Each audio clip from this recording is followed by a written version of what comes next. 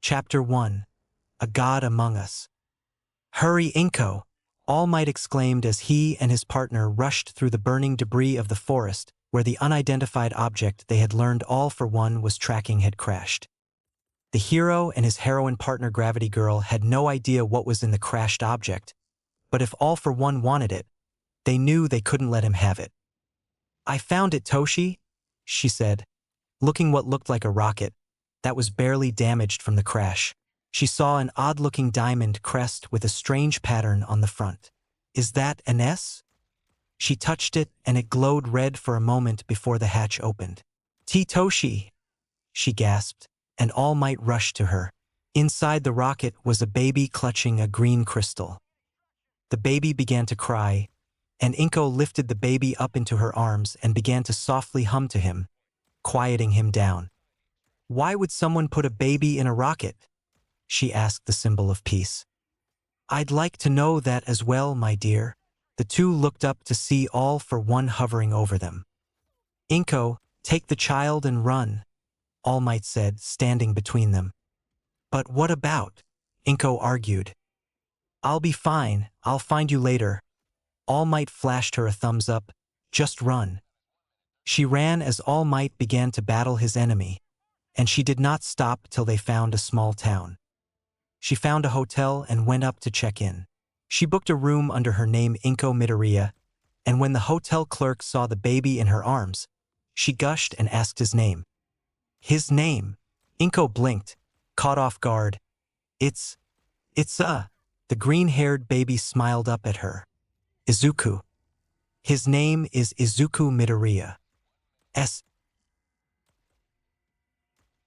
Several years later, 15-year-old Izuku Midoriya scribbled in his notebook labeled Hero Analysis for the Future number 13, while seated in the corner of the lunchroom, nibbling on his sandwich as he finalized his notes from watching Mount Lady, Backdraft, and Kamui Woods. "DKU." Izuku winced at the yell. Katsuke Bakugu was storming toward him with his friends close behind. "What the hell is this?" Bakugu asked, jerking the notebook away from him. "It's my notes, Kaken," Izuku said, and gasped when Bakugu used his explosive quirk to catch it on fire. Izuku grabbed it back and patted the flames out. Had Bakugu been more observant at the time and not laughing, he would have noticed the boy had grabbed the flaming book by the hand without any burns. "Why did you do that?" Izuku let his temper flare for a moment and got in Bakugu's face, which amused the blonde hot head. "Oh, finally gonna fight me, Deku?" Bakugu smirked. Izuku took a deep breath and tried to walk away. Bakugu growled and shoved the boy down. "Why won't you fight me, huh, Quirkless?" Izuku just sat there on the ground with his head down, till Bakugu and his friends got tired of mocking him. Once he was sure they were gone, Izuku got back up and took his notebook and snuck out of the school. Once he was clear, he looked around to see if anyone was paying him any attention. Finally, he gave a little smirk and took a flying leap, landing on the roof of a 15-story building. "You should be more careful with that, young Midoriya," a voice spoke from behind him, and Izuku turned and smiled at his hero and mentor All Might, who suddenly deflated with a poof and a coughed-up blood. "You should stop pushing yourself so much, Toshi," Izuku smiled. "Touché," the weaker form of All Might nodded. "You seem upset." "I could break Kaken in half with 2 fingers," Izuku replied, looking out over the city. "I could have. I wanted to. And yet you didn't," All Might noted. "I didn't," Izuku nodded. "Why not?" All Might asked, standing beside the young man, both leaning on the guardrails. "Why not?" Izuku asked. "Aren't you supposed to say I'm not supposed to think like that?" "Why wouldn't you think like that?" All Might replied. "Listen, Izuku, when your mother and I found you in that ship, we don't know who put you in that or why, or how you got your growing abilities or why. All we know is it is not a quirk. Quirk manipulating quirks have no effect on them. You're something else entirely. Something new." "What am I then?" Izuku asked sadly. "You tell me," All Might said. I made the decision when I got one for all to be the symbol of peace for the world. Maybe you'll be the next. Maybe you'll not. What you do with your life and your powers isn't up to me. You have to decide who you are. I wish I knew where I came from, Izuku said, pulling the crystal from his pocket. All I have left is this. Inko and I have done our best to protect you, and you've done well to hide your abilities, All Might stated. I am certain that pediatrician was confused when your mother seemed surprised when he said you were quirkless, when you bent a steel beam not even an hour earlier with your teeth. I'm going to go do some more patrolling. All Might transformed back into his muscle form. You head on home and tell your mother to sit a place for me as well. Sure thing, Izuku nodded, as All Might took to the air, and he also went to leaping rooftop to rooftop himself. What am I? Where did I come from? How did I get these powers if they're not a quirk? Izuku had many questions, but because of the uncertainty of his origins and the fact that All Might's oldest enemy, One for All, seemed to be interested in him, he had to learn to keep his powers a secret. But it was getting harder to do this. He wanted to stand up to Kaken. He wanted to be a hero like Toshi, like All Might, but most importantly, he wanted to know who he was. He barely managed to hide as several heroes jumped over him, headed for a nearby alleyway. There's pros there. They've got it. I need to head on, he said to himself, but stopped when he heard Bakugu's yell. Home. Izuku dropped down into the crowd and went to see what was going on. And indeed, there was a slime monster attacking his friend. Kaken, Izuku gasped. He didn't even realize he was moving, but he was almost literally flying toward him. His feet weren't even touching the ground as he ran. Deku, what the hell are you doing? Bakugu gasped through the slime. Trying to save you, Izuku replied. It looks like you're in trouble, he said, pulling at the tendrils wrapping around him, and the monster was surprised by the level of strength from the young man. The monster swung a tendril and knocked Izuku back, but the young man rebounded, grabbed Bakugo's shirt, and threw a massive punch that dwarfed even one of All Might's smash attacks. The force of the blow created a hurricane and blew the monster apart. I told you to be mindful, young Midoriya, All Might said, standing over him, with his fist thrusted outward over him. I just hope they buy my cover for you. What? Izuku said, still holding on to the unconscious Bakugu. Just play along, we'll talk at home, All Might said through the gritted teeth of his smile. Ha ha, All Might laughed. I am glad I made it just in time to save the day. You two young people should not have allowed yourself to get in harm's way, but I made it just in time to smash that monster so that he'll not be able to harm anyone else for some time. Ha ha. Right, Izuku said, as the other heroes pulled him and Bakugu away. Right, All Might nodded. Once they were checked out, Izuku made his way home, and he awkwardly waited at the table for All Might to arrive. It'll be fine, dear? Inko smiled lovingly at the boy she raised. You know Toshi just worries about you. We'd both rather have harm fall on himself than you. All Might arrived, and it was fine. After a long lecture on responsibility and exactly why they had told him to keep his powers a secret. As far as any of them knew, he was a government experiment and that they'd want him back, or the Japanese government would want to continue what someone started. Until he was fully prepared to protect himself and others in his life, he had to keep it a secret. After dinner, and Toshi bidding them goodbye, Izuku went to bed. He removed the glasses that All Might had made for him to help him control his vision abilities. As the young man laid in bed, he noticed a green glow from his nightstand, as well as an odd voice that seemed to be coming from nowhere. He got up and found his crystal being responsible for the eerie green glow. This time, the voice said, "Time for what?" Izuku asked. "Come." He quickly got dressed, took the crystal and disappeared in the night. For 3 months, he was nowhere to be seen. All Might had searched all of Japan. Missing person reports were made, and heroes and police searched frantically for the missing boy, while Inko was going through a near-emotional breakdown. Had someone found him? What happened to him? It was so unlike Izuku not to leave a note at the least before leaving, and to be gone for that long. She and Toshinori's hope of finding him was wearing thin. 3 months to the day, Inko walked into the living room and found her boy sitting silently on the couch. "Izuku!" she exclaimed, running to him and throwing her arms around him. "Where have you been?" "I know who I am, Mom," he said with a look of struggle in his eyes. Inko quickly called Toshi and he rushed over. "Start again at the beginning," Inko said, and All Might nodded. "My name is Kal-El." "Well, my name is Izuku Midoriya." He touched his mother's hand. "But I was born Kal-El, from the planet Krypton. The planet was destroyed a long time ago, and my parents put me in the rocket to save me. I was the only survivor. They sent me here because the yellow sun here would give me abilities that would give me a better chance at surviving. And the quirks had already started to show up, so they figured I would blend in." My father," Izuku said. "He told me to live among the people here, so that I could see how to use my gifts as they are meant to be used." "What do you think about that, young Midoriya?" Toshi asked. I don't know." Izuku smiled softly. "I always wanted to be a hero, but this is big. I need a long time to process this, and it's not like there are not plenty of heroes already." "So, what are you going to do now then?" Inko asked curiously. "I guess I'll watch." Izuku nodded.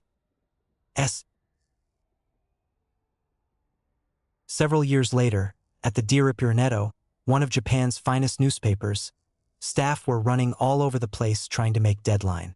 "Midoriya," Kohei Horikoshi yelled across the bullpen. "Yeah, Chief." Izuku Midoriya looked up from his desk, pushing the glasses up on his nose. "Where is the analysis of that heroine who helped get all those ritzy people off that sinking yacht last weekend? Froggy or something?" Kohei asked. "And don't call me Chief." "Froppy, sir," Izuku said. "And I'm almost finished. I do have an idea for a story, thinking it could be front-page worthy." "I'm listening." Kohei narrowed his eyes. "The life of a hero, what's it like being a pro?" Izuku spelled out for him. "What do you think? Think you can arrange a meeting with a pro for that?" Kohei asked. "Deku?" A voice screamed from the entrance of the bullpen. "Already asked an old friend to meet me." Midoriya smiled sheepishly. "First, I don't have time for your bullshit," Bakugo said, sitting across from Izuku's desk, his feet planted firmly on top as he reclined. "Second, I can't even if I did." "Why not?" Izuku asked. "Shit," Bakugo snorted. "Apparently my agency thinks I curse too much, so I'm not allowed to do interviews anymore. Can you believe that bullshit?" "That is a surprise." Izuku faked a smile. "I know someone who might be willing to help your pain in the ass out though," Bakugo said, grabbing his phone and texting. "Hold on. All right, you're on. You can meet her at the coffee shop across from the agency's main office on 5th. She'll be in pink. You won't miss her," Bakugo said, standing up. "Thanks, Kaken." Izuku smiled. "Oh, and Deku," Bakugo said, stopping just past his desk. "Bring pink roses." "Huh." Deku blinked. "Trust me, nerd." Bakugo smirked as he waved and left the office. Chapter 2, Man or Superman? She's been chasing an answer. A sign lost in the abyss, this metropolis. She says, "Yeah, he's still coming, just a little bit late. He got stuck at the 5 and dime saving the day." She says, "If life was a movie, then it wouldn't end like this. Left without a kiss." Still, she smiles the way she smiles, yeah. She's talking to angels. She's counting the stars. Making a wish on a passing car. She's dancing with strangers. She's falling apart. Waiting for Superman to pick her up. In his arms, in his arms. She's waiting for Superman to lift her up and take her anywhere. Show her love and climbing through the air. Save her now before it's too late tonight. Oh, like a speeding light. She's waiting on Superman Izuku looked in the mirror of his apartment as he slicked his hair back and adjusted his glasses. He was supposed to meet whoever it was Kaken had arranged for him to interview in an hour. He knew it was a she and she'd be in pink, and also she liked pink roses. Kaken Bakugu wasn't like he used to be. He was still a short-tempered hothead, showed no respect for anyone and thought he was better than everyone else. But when they were around 16 or 17, something had happened during a training mission that Izuku could tell shook Kaken up. "Listen, nerd, we're not friends," he had grunted. "But I'm sorry for how I acted when I was a kid." Izuku did ask what that was all about, but Bakugu just said he was just facing some demons. He walked into his living room, and the TV caught his attention. On the screen was the number 2 Pro hero Endeavor and second generation Pro, Shoto Todoroki, along with a tall, handsome late 20-something-year-old man with long silver hair pulled back into a ponytail. In a shocking turn of events, the news anchor narrated the scene. Tenko Shimura, of Shimura International, has purchased the Endeavor Hero Agency, she said as it showed Tenko shaking the hand of Endeavor, who didn't look very pleased with the exchange. "This is just the latest of many pro-hero agencies that have come under the umbrella of Shimura International, not just in Japan but throughout the world. My grandmother, Nana Shimura," Tenko spoke before a podium smiling to the crowd, "was an incredible hero and an incredible woman. She gave her life protecting others, trying to make a difference. And so, following in her footsteps, though I have no quirk of my own, I want to do my part to make this world a better place. So, like All Might is a pillar to this world, Shimura International is uniting all the world's professional heroes into one organized unit. And we will join the symbol of peace and bring true balance and true peace for all." He finished to a standing ovation. Izuku shook his head and grabbed his coat and the bouquet of pink roses and left his apartment. He caught a cab to the Gunhead Agency on 5th Avenue. The hero Gunhead was the head hero of the agency, but it also included Bakugu, and a couple of his classmates from UA. Izuku assumed one of those would be who he was meeting. He walked into the small coffee shop across the street and glanced around. It was a small, homey place. Izuku was surprised to find that it didn't even have anything hero-related. Most businesses next to hero agencies always tend to be hero-themed to cash in on the heroes that were just nearby. It was just an old-school, relaxing coffee shop. His eyes finally fell on who he was looking for. She was a beautiful young woman about his age. She had short bobbed hair and her hero costume was black and pink, and while it was relatively modest, it still showed her curves off to the world. She was seated at a 2-person table with her mocha and a pink visor sitting on the table before her. "You're Uravity," Izuku blurted out as he approached her, and mentally kicked himself. The girl glanced up at him and studied him for a moment before her eyes widened. "You're Deku." He deflated slightly. Yeah, I guess Kaken talked about me." Izuku scratched his head. "One of his childhood best friends. Great guy, and I quote," she said, adding air quotes with her fingers, "the only reporter worth a damn in this whole shitty country." What, and what? Izuku blinked. "Have a seat," she smiled. "I ordered for you ahead of time. Bakugu said you like extra black coffee." Izuku sat down and saw the mug before him. "Sure do." He faked a smile as he picked up and drank what he could only describe as tar. "Good stuff." "And these are for you?" Izuku coughed, before holding out the flowers. The girl blinked before flashing him a brilliant smile and took them. "Oh, they're beautiful, thank you." She breathed in their scent before tapping them with her fingers and let them float above them. "Gravity manipulation is handier than I imagine," Izuku said, looking at the floating bouquet. "Making 12 flowers float is probably next to nothing compared to the sinking yacht you levitated a year and a half ago." "See, I'm used to guys just gawking at my powers and my costume," Uravity said. "You understand what I can do and have done your homework. You are smart. This is a nice change." "Thank you, Miss Uravity." Izuku blushed, which caused Uravity to smile more. "Please, call me Ochako Uraraka," Uravity introduced. "Deku isn't really my name either, just what Kaken Bakugu uses to make fun of me. Izuku nodded. My name's Izuku Midoriya. Ah, Ochako nodded. I really liked Deca though. Sounds like I can do it. I dunno. Just seems really cool to me. Deku is fine, Izuku squeaked. Bakugu said you've done some crazy dangerous things to get a story. Ochako leaned toward him. So I guess talking to girl is next to nothing to being at ground zero when the coalition of heroes took down the main League of Villains headquarters in central Japan. Being right in the middle of everything, dodging quirks and bullets just to get the full story. Izuku flushed. Done my homework. Too. Ochako winked. So tell me, are you man or Superman? Technically, I'm supposed to ask the questions. Izuku said, using the spoon and sugar he was using to make the tar more drinkable. He winced when the spoon broke in the drink, the part still in the mug standing straight up. Of course, go right ahead. Ochako smiled politely and sat back, taking a sip of her mocha. So, what's your origin? What drove Ochako Uraraka to become the heroine Uravity? Izuku said, pulling a notepad from his pocket. I grew up very poor, Ochako said, glancing at her coffee. My parents were quirkless and owned a construction company. Daddy tried to hire quirkless people to give them work. But with so many others using their quirks in construction, he struggled a lot. A lot of times Daddy would go without eating just so Mom and I could have food on our plates. Sometimes Mom would do it for me. They would pretend that they had ate without my looking. But I knew.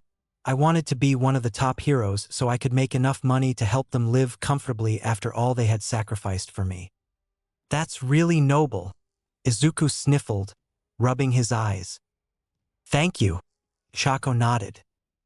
Did you succeed in your goal? He asked again, and she stiffened for a moment, and he mentally noted that. In ways I did, she said, avoiding his eyes for the first time since they met. So what's it like, the live of a hero? Izuku smiled. The life of a hero is like a roller coaster in a lot of ways, she said, looking toward him but not at him, a far-off look in her eyes. There's ups and there's downs, and there's always sacrifices for almost every victory, but everyone is worth it. We're always doing what we can to do what's right and bring justice and peace to those around us. She said, almost word for word, the same thing he had gotten from almost every pro-hero he had interviewed in the last month. That's the agency answer, the Uravity answer, Izuku said. I want the Ochako answer. Ochako bit her lip and glanced away. Did Kaken say you could trust me? Izuku said. Did he tell you that? Yes, Ochako nodded. You can trust me, he said, sitting down his pad and pen and reached across the table to squeeze her hand. I'll even leave it off the record. I can tell you're hiding something and it's troubling you. There's too many ears, she whispered, glancing around the room. Do you have someplace we can talk privately after I get off duty? Come to my place. I'll even cook dinner, he squeaked, and mentally questioned his sanity. That sounds nice. Ochako's smile returned. You can cook? I'm no master chef, but I'm not bad. Izuku scratched the back of his head. You are a Superman. Ochako smiled. I come off duty at 7. I'll go home, shower and change and be by your place around 8. Is that okay? Izuku scribbled down his address on a page of his notepad and ripped it off for her. It's a date. He flushed as soon as the words left his mouth. Figure of speech. Sure. Ochako smiled brightly, taking the address. I'll see you soon, she said, standing up, grabbing the floating flowers, and leaving the reporter at the table. Once she had left, Izuku sighed. You're a piece of crap, Kaken. How the hell did you know I was here? A growling voice spoke from 2 tables behind him. How do you do that? Are you sure you're quirkless? Bakugu fumed as he got up and stood by the table. You're about as subtle as an elephant in a glass house, Kaken, Izuku smirked. Freaking nerd. Bakugu crossed his arms. Like your coffee? You're a butt. Izuku looked over his glasses at his friend. We're best friends? I'm a great guy. Best reporter. I never said you were the best reporter, Bakugo pouted. I said you were the only one worth a damn. Never said you were even good. Bakugo dropped down into the seat Ochako vacated. Look, Izuku, he said, glancing away. Fact he used his actual name and not Deku grabbed Izuku's attention. Ochako and I went all 3 years together in Class 1A at UA. Her and Tsu were really the hearts of the group. We even tried to have a thing bout second year. As you are perfectly aware, not many can put up with a man like me. He narrowed his eyes at Izuku's eye roll. She's good. And I do not mean as a hero. I mean as a person. She is good. I have a hunch what it is that is troubling her. And I didn't fix you up to be a reporter and make some damn story for the front page. My friend needs a friend. And I can't be what she need. But I know you can. Don't screw this up. Or I'll blow you up. Bakugo finally looked up to see Izuku staring at him with a little smile. What? Nothing? Nothing? Izuku waved. You just almost sounded like you actually had a soul. Izuku shot up as soon as the snarl left Bakugo's throat. Gotta go. You better run, nerd. Bakugo yelled behind the retreating Izuku. Later that evening, Izuku was busy in his kitchen working on the final touches of the Nikujiga he had been simmering all afternoon. He blinked when he heard his doorbell. He answered and found Ochako standing there wearing a pink sundress. Hey, they said in unison. Come on in. Izuku smiled and motioned her inside. Make yourself at home while I finish up dinner, he said, pushing his glasses up on his nose. She nodded and began glancing around the apartment. That smells delightful, Deku, Ochako said, finding the photos on the mantel. The older woman with him she assumed was his mother, and the thin, sickly man she assumed was his father. But to her surprise, there were several photos of him with All Might. Are these your parents? Ochako asked, and he glanced to see what she was looking at. That's my mom and Tashinori. He might as well be my dad, Izuku replied. And All Might? How do you know him? She asked and blinked when he squeaked. Oh, my mom used to be one of his sidekicks before she adopted me. He was around a lot growing up, too. You're adopted? Ochako asked as he came out with 2 steaming bowls and a bottle of sake under his arm. Do you know your real parents? She then covered her mouth. Oh, I'm sorry. That's a rude question. No, it's okay. Izuku smiled as he placed the bowl before her at his table and poured her a small amount of sake. I didn't find out about them till I was high school. I found out that they both died saving me as a baby. I'm sorry, Ochako smiled sadly at him. It's okay. They would be happy with how Mom and Toshi raised me. Deku smiled back at her. I couldn't ask for better parents, but I have learned a lot of what my real dad believed. He believed a child could go beyond the restraints society placed on them, that they could aspire to something even greater. Izuku noticed this made her glance away, but she quickly changed the subject to lessons her dad had taught her, and other small talk and praise for Izuku culinary skills were exchanged as they ate their dinner. As they realized they had finished their meal, Izuku glanced up at the young woman. So what is it you couldn't tell me at the coffee shop? I promise, I won't put it in the story. Ochako sighed and stood up and paced a moment before sitting down on his couch. Ochako? Izuku asked, coming to sit beside her. It's a show, she said softly. What? Izuku blinked. It's all a damn show, she said as tears began to bubble in her eyes. It's not like how it was when All Might was fully active. The agencies have taken more and more control, especially since Shimura has taken control of most of them. The agencies are the ones in real control. I don't know how, but villains are even being manipulated. The agencies decide who are the heroes and who are the villains. They decide who we fight and who we help. They decide who we save and who we let die. Whoa! Izuku shook his head. Why doesn't anyone do something? I want to. I so want to. She sniffled. But they'll do something to my parents if I don't just go along with the puppet strings. I can't risk them, Deku. I don't know what to do. She covered her face in her hands and softly cried, I'm a hero, Deku. But who is out there that can save a hero? Izuku just wrapped her in his arms and she cried into his shoulder. They stayed like that for some time. I'm so sorry, Ochako said, noticing his tear-stained shirt. I ruined your shirt. It's fine, don't worry about it. I'm here anytime you need a shoulder. Izuku smiled and gave him a teary one back. Bakugo was right. You are a great guy. Ochako smiled, getting up and gathering herself together. I really need to get home and get ready for work tomorrow. Back to the song and dance. Thank you so much for dinner, Deku. It was incredible. Ida. She flushed and glanced away. I'd love to do it again sometime, without my waterworks. That'd be fun. I'd like that, Ochako. Deku smiled as he led her to the door. Thank you, Izuku. Ochako said, getting up on her toes to kiss his cheek. I appreciate you listening to me. I'm always around, Izuku said, as she passed him her phone number and left his apartment. Deku sighed as he went in and cleaned up the table and prepared for bed.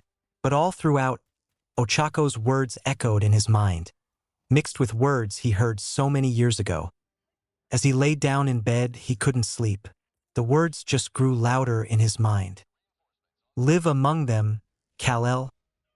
It's a show, a damn show. To discover where your strength and your power are needed. The agencies have taken more and more control, especially since Shimura has taken control of most of them.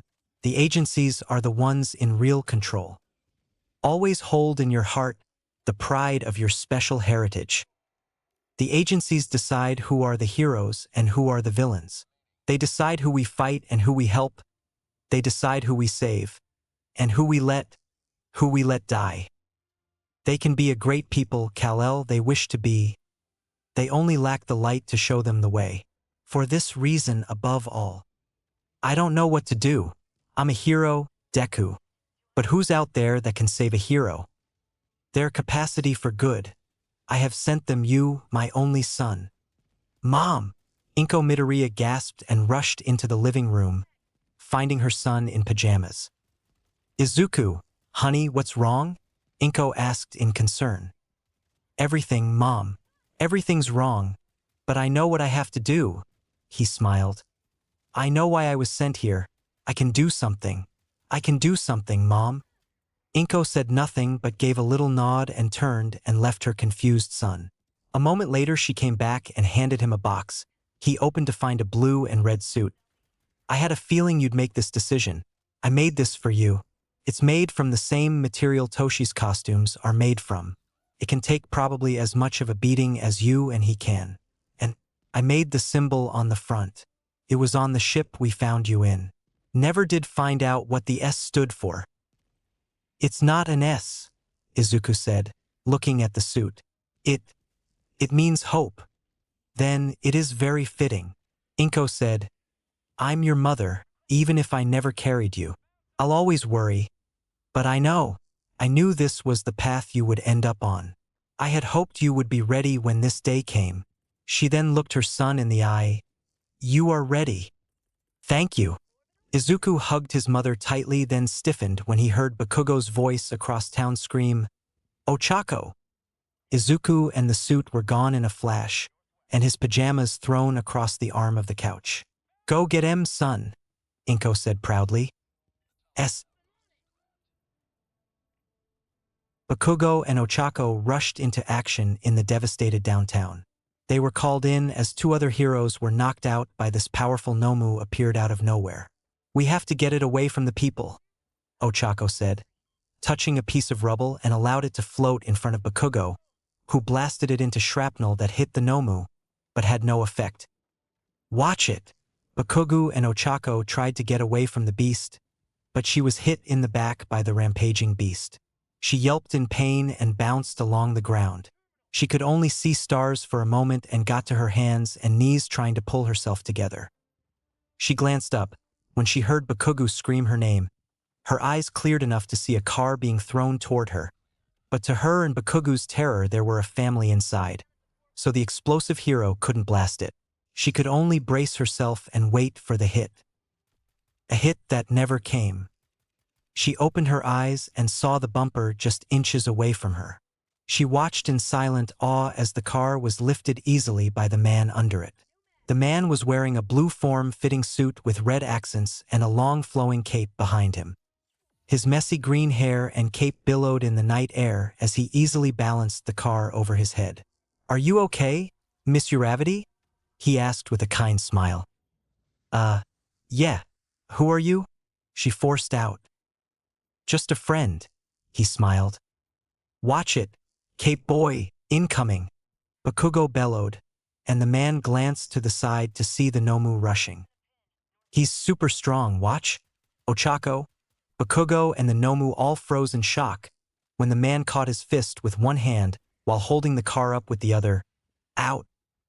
"Excuse me, I'll be with you in a moment," he said, pushing the Nomu back, making him stumble back several feet. He lifted himself and the car into the air and flew a distance away and sat the car down safely. "Thank you for wearing your seatbelts. Hope you all have a good rest of your evening." He smiled to the occupants before flying back to the action. Bakugo and Ochako watched in awe as this man of steel landed before the Nomu. "I don't know what you're after, but it would be in your best interest to yield, my friend."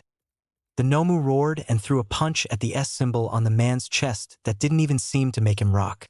"Have it your way," he said, throwing a light punch at the monster, sending it flying backwards into a large tree. His green eyes narrowed when the monster began to glow white. "Self-destruct, Korka? That's just cheating." And in a gust of wind, the man and the monster were gone, and an explosion high in the atmosphere could barely be seen. Ochako gasped when the caped man floated back down toward them. "Are you guys okay?" he asked once he touched the ground. "Where did you come from? What agency are you with?" Ochako asked as Bakugo studied him closely. "That's a long story, Miss Uravity, but agency? Oh, pro-hero agency." He smiled. "I'm not a pro-hero. As I said, I am just a friend, trying to help. I'm not in any agency. You can't just... They'll not let you just do that." Ochako motioned to where the fight took place. He gave her a wink. "They can try. Have a good night, Miss Uravity, Lord Explosion," he said, flying high into the sky. "Uravity, Lord Explosion." Uravity turned to see the reporters coming. "Who was that?" "That?" she said, glancing up the way he had disappeared into the night. "That was a Superman," she said as Bakugo just glared into the sky. Toshi said he would talk more about your new side job once he gets back from the States, Inko said as Izuku sat on the couch drinking some coffee. He adjusted his glasses as he looked at his mother. "It feels good, like I've found what I'm looking for," Izuku said, looking at his coffee. "Talking about being Superman or spending time with that young lady," Inko sipped at her own. "How did you know about that and Superman?" Izuku blinked at his mother. "You asked what the best meal would be to prepare for someone coming to visit," Inko smiled. "I may be getting old, but I'm not stupid. As for Superman," she flipped on the TV, with footage of him flying into the sky before disappearing with the news anchors calling him Superman. "It seems the pro-hero Uravity gave you a name, son." She then looked at the TV. "I just hope no one recognizes you without the special glasses and different hairstyle." "I'm sure no one." Deku winced when someone began hammering on his mother's door. Inko answered and Bakugo stormed in. "I knew I would find you here, nerd," the blonde bellowed as he stomped up to his childhood friend. "Can I help you, Kakin?" Izuku smiled. "Yeah, you sure as shit can," he growled. "What the hell was that?" "Language, Katsuke," Inko scolded. "I'm sorry, ma'am." He ducked, before turning back. "What was that?" "What was what?" Izuku played dumb. "You're supposed to be quirkless," Bakugo accused. I am corkless, Izuku nodded. You lifted a car. You flew. You took a blow that would have bent steel, you threw around a Nomu that took my howitzer, and then flew the damn thing into the ionosphere and took an explosion that would have leveled Osaka, and you have the balls to say you're corkless. I'm corkless, Izuku replied. I know what I saw. You may have confused the whole dong world, but you haven't fooled me. I know your face, and even All Might isn't that dong polite, Bakugu said, glancing up at Izuku's mother every time he almost cursed. I'm just a mild-mannered reporter for a great metropolitan newspaper. He sat back. Nobody is going to believe you. Shit, Deku. I'm not going to squeal on you. Bakugu sat down roughly. Ochako would kill me, but level with me. You can't be corkless. I appreciate that more than you know, Kakin. But I am corkless. If they did a test on me right this second, they would not detect a single quirk. Izuku nodded. I'm actually an alien. Bullshit. There's no such thing. Bakugu narrowed his eyes. I'm from the planet Krypton, light years away. It was destroyed hundreds of years ago. My real parents sent me away to save my life. They picked Earth because the yellow sun rays and weaker gravity would cause my body to develop different abilities. But my abilities, they're not quirks. It's deeper genetics. You're serious, Bakugu said after studying his friend for a moment. Holy shit. Inko placed a bottle of sake and a glass before him, but Bakugu ignored the glass and took a swig from the bottle. Thanks. Don't mention it, son. I needed 2 bottles after Izuku told me about where he came from, too, Inko replied. So, what's the deal with the whole Superman thing? You said you weren't in an agency. Bakugu took another swig. Are you going to join one? No. Izuku shook his head. No agencies. I'm going to do what I can to help everyone. Everywhere I can. Ochako told me about how the agencies are pushing more controls, chaining you all to do what they want. Someone has to stand up and help save the heroes. So, what? You're just going to step up in that flippy red cape and change the world? Bakugu held out his arms. Shit, that is your plan, isn't it? Bakugu looked up at Inko. You got another bottle? Tenko Shimura growled slowly as he watched the news feed in his office. He anxiously scratched the side of his neck as young woman entered the office. The Nomu failed to kill the hero who possibly spoke to the reporter. I'm aware of that. Tenko growled at his protege, who ducked at the sign of her adopted brother's rage. What's your next instructions? She asked, eyes to the floor. Hire her father's construction company as primary construction for the new central agency office. He smirked darkly. Then arrange an accident. This will teach her to go running to the press about things she shouldn't talk about, and it will put corkless people back in their place. Yes, sir. She nodded. Will that be all? That will be all, Tenko chuckled. Thank you, Eri. Chapter 3, Look Up. Izuku smiled as he entered the bullpen and glanced around at the chaos. Horikoshi was barking at the gathered crowds wanting reports. Izuku pushed his glasses on his nose and joined the crowd. Uravity stopped a bridge collapse. Shoto and Kriati stopped a bank robbery last night. Grape Juice had more sexual harassment charges filed against him. What about this new guy? Horikoshi asked. This Superman? Izuku looked down and flushed as one reporter threw out exploits. He stopped 2 train crashes, one in Tokyo and one in New York, stopped a terrorist attack in Paris, stopped a dam from breaking in California, diverted a tidal wave off the coast of Hawaii, defeated 3 villains, one in Boston, one in London, and one in Hong Kong, and got a cat out of a tree 3 blocks from here, and that was all in an hour's time. How many quirks does this dude have? Another reporter asked. He says he doesn't have any, but he hasn't explained how he can do all that without them, another responded. While they were discussing the new hero, Izuku glanced up at the news monitors and saw one break report that a plane was about to crash near southern Japan. He silently eased out of the group and removed his glasses as he entered a closet. A few minutes later, he stepped out, adjusting his suit, and found the group now talking about how Superman had just saved the lives of everyone on board the plane by catching it in midair and lowering it to the ground. "There you are, Midoriya," Horikoshi pointed. "I need you downtown. I want you to cover the construction of the new Central Agency hub." "That's not really my expertise, Chief," Izuku replied. "I'm more of an analyst." "I know that," the editor nodded. "The construction company is owned by Uravity's father. Maybe you can get some more insight on her while you're at it." "I guess," Izuku nodded, grabbing his bag from his desk.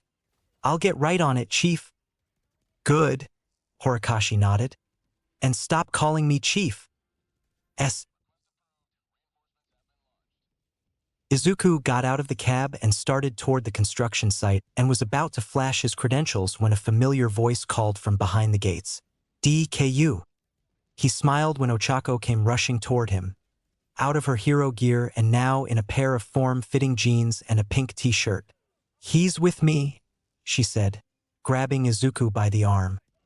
"I was hoping it would be you covering this, Deku." She smiled at her friend, not once releasing his arm as she all but skipped into the construction yard. "I was kind of surprised they picked your parents' company for this, no offense." Izuku noted the quirkless workers and machinery at work. "None taken, we were, too," she smiled at him. "But don't look a gift horse in the mouth, Daddy always says." She then glanced up and grinned.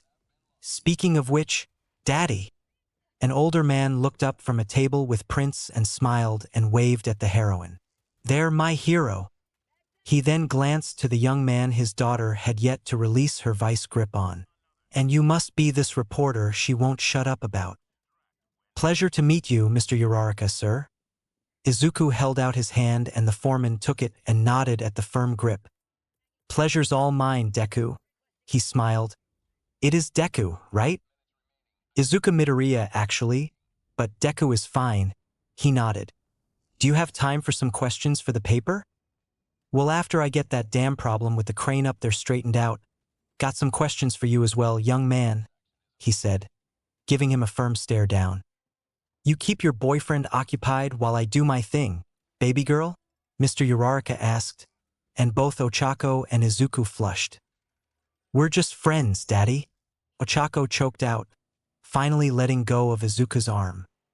"Sure, it always starts that way," he chuckled in reply. "Next we know, I'll be paying for a wedding." He shook his head. "I'll be back soon as I get this piece of junk working again." "So," Izuku said, breaking the awkward silence, "what do you really think about this?"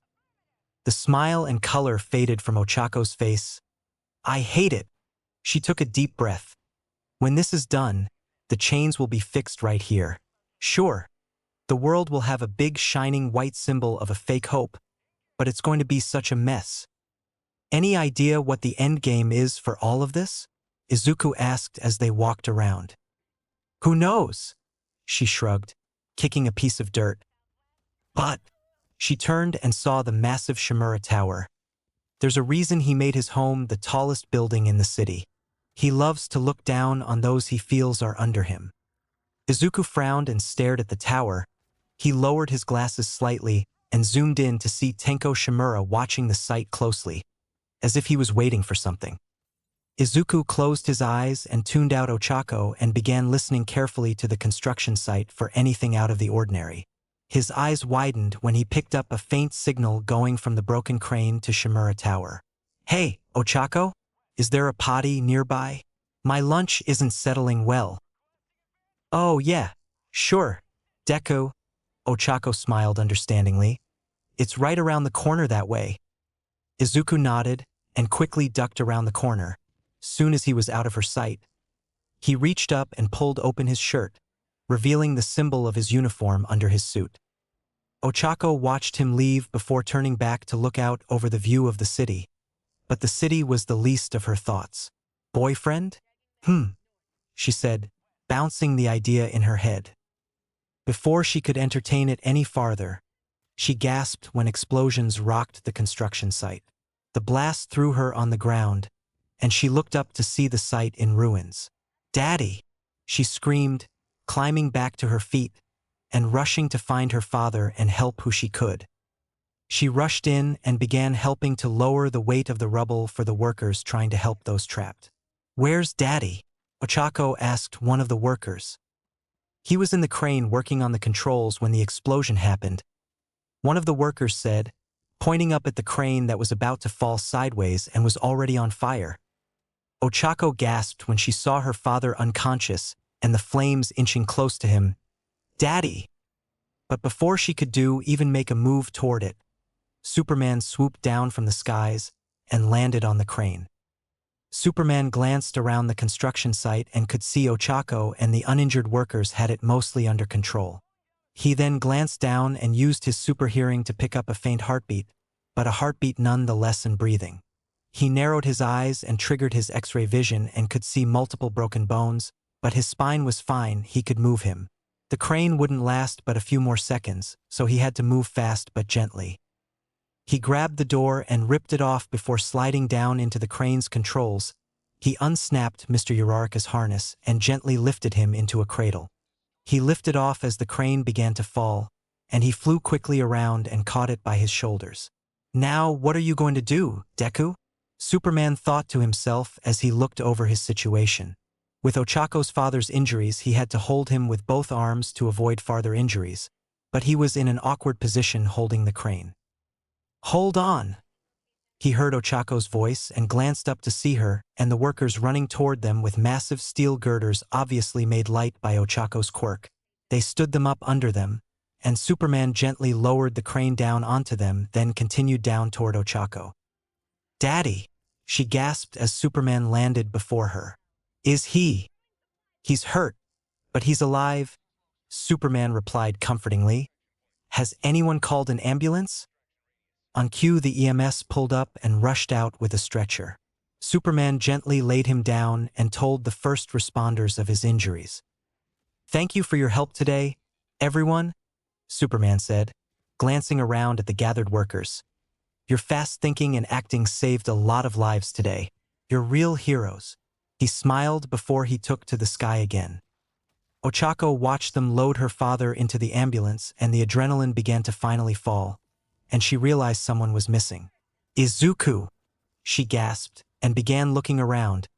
She saw where many of the porta-potties were destroyed in the explosion, and she felt her inside clench in fear. Finally, she saw the slicked-back green-haired reporter rushing toward her. "Ochako, what happened is everyone—" He was cut off when she grabbed him in a massive hug. "Thank God you're okay," she said with a shaky voice. She pulled back to look him over. His suit was perfectly fine. Not a sign of any injury, but he still smelled of smoke. Caused a small amount of confusion, but it was practically a war zone. "I'm fine. Are you okay? Is your dad?" Superman saved him. Ochako nodded. "I think he'll be okay. I'm going to hurry to the hospital. I need to call Mom. And slow down and breath," Izuku said. "I'll go with you and sit with you till your mom gets there. I don't want you to be alone." "You don't have to," Ochako started to argue. "I don't have to do a lot of things," Izuku replied, taking her hand. "I'll hail us a cab, you call your mother." Izuku sat quietly while Ochako called her mother, keeping his focus on the tower with Tenko Shimura in an elevator already on his way to the ground floor, practicing a speech. He hadn't even noticed they arrived at the hospital, or that Ochako was clinging to his hand and pulling him out of the cab till he was moving. Izuku remained by her side and listened to her ramble about her dad. He could tell she was scared to death, but he would occasionally slide his glasses down and look into her father's room to see them checking him over. The explosion happened faster than he expected. He blamed himself for not getting there in time to prevent her father and some of their other workers from being injured, but he didn't want to imagine what would have happened if he didn't get there. "Deku?"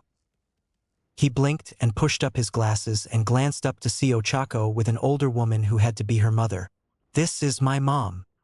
"Oh, pleasure to meet you, ma'am." Izuku smiled to the woman. "It's a pleasure to finally meet you," she replied, before turning to her daughter. "Any news on your father?" "He's okay," Izuku blurted out, gaining curious looks from the women. I mean, Superman said he was okay, and he has X-ray vision and super hearing, so I'm sure he would know. He does. Chaco blinked. I'm a hero analyst, right? It's my job to pick up on these things. Izuku scratched the back of his head and laughed nervously. How many abilities does he even have? Chaco blurted out. Just wow. Hey yeah. Izuku chuckled and glanced to try to hide his blush, which Ochako did not miss. Their eyes turned to the TV as an emergency broadcast broke in. We are coming in live at the site of the future Central Agency hub, where an unexplained explosion occurred just a short while ago, leading to several injured. But thanks to the hero Uravity and this enigmatic Superman, no lives were lost. I am so grateful to those who stepped up and saved lives today, Tenko Shimura said before a podium before the reporters. But what we have seen is just something we have to learn. Sadly, this is just another example of why those unequipped to deal with any and all situations should not be selected.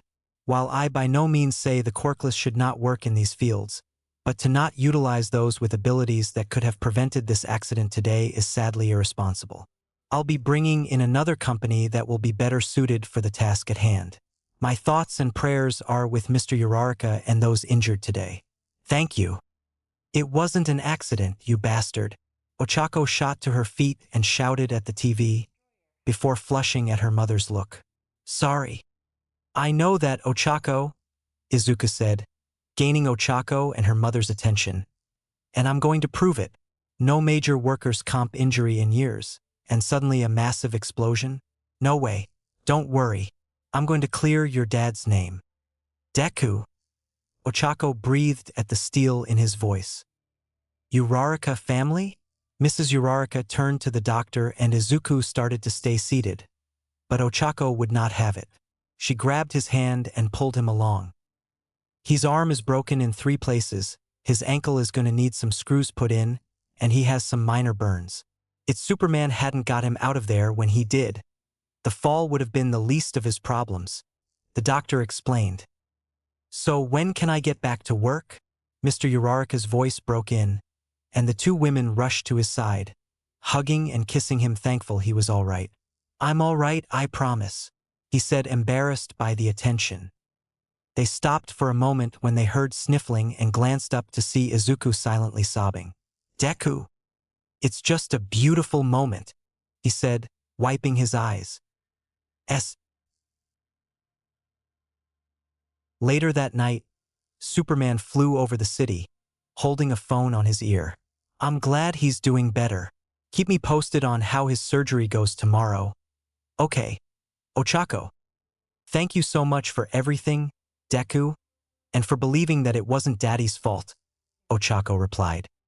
Everyone will believe it by the time I'm finished, Superman smiled. Keep an eye on the papers.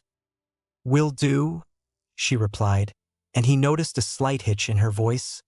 Deku? Yeah, he said, no longer really listening to the phone but focusing on her apartment downtown. Tomorrow night, if Daddy's surgery goes like they expect, she said, nervousness showing in her voice. Would you like to have dinner? Like a date? His eyes widened for a moment. You don't have to. It's silly. Just you've been there for me lately and I... Sure, Ochako. Just call me tomorrow and we'll work out the details. Okay?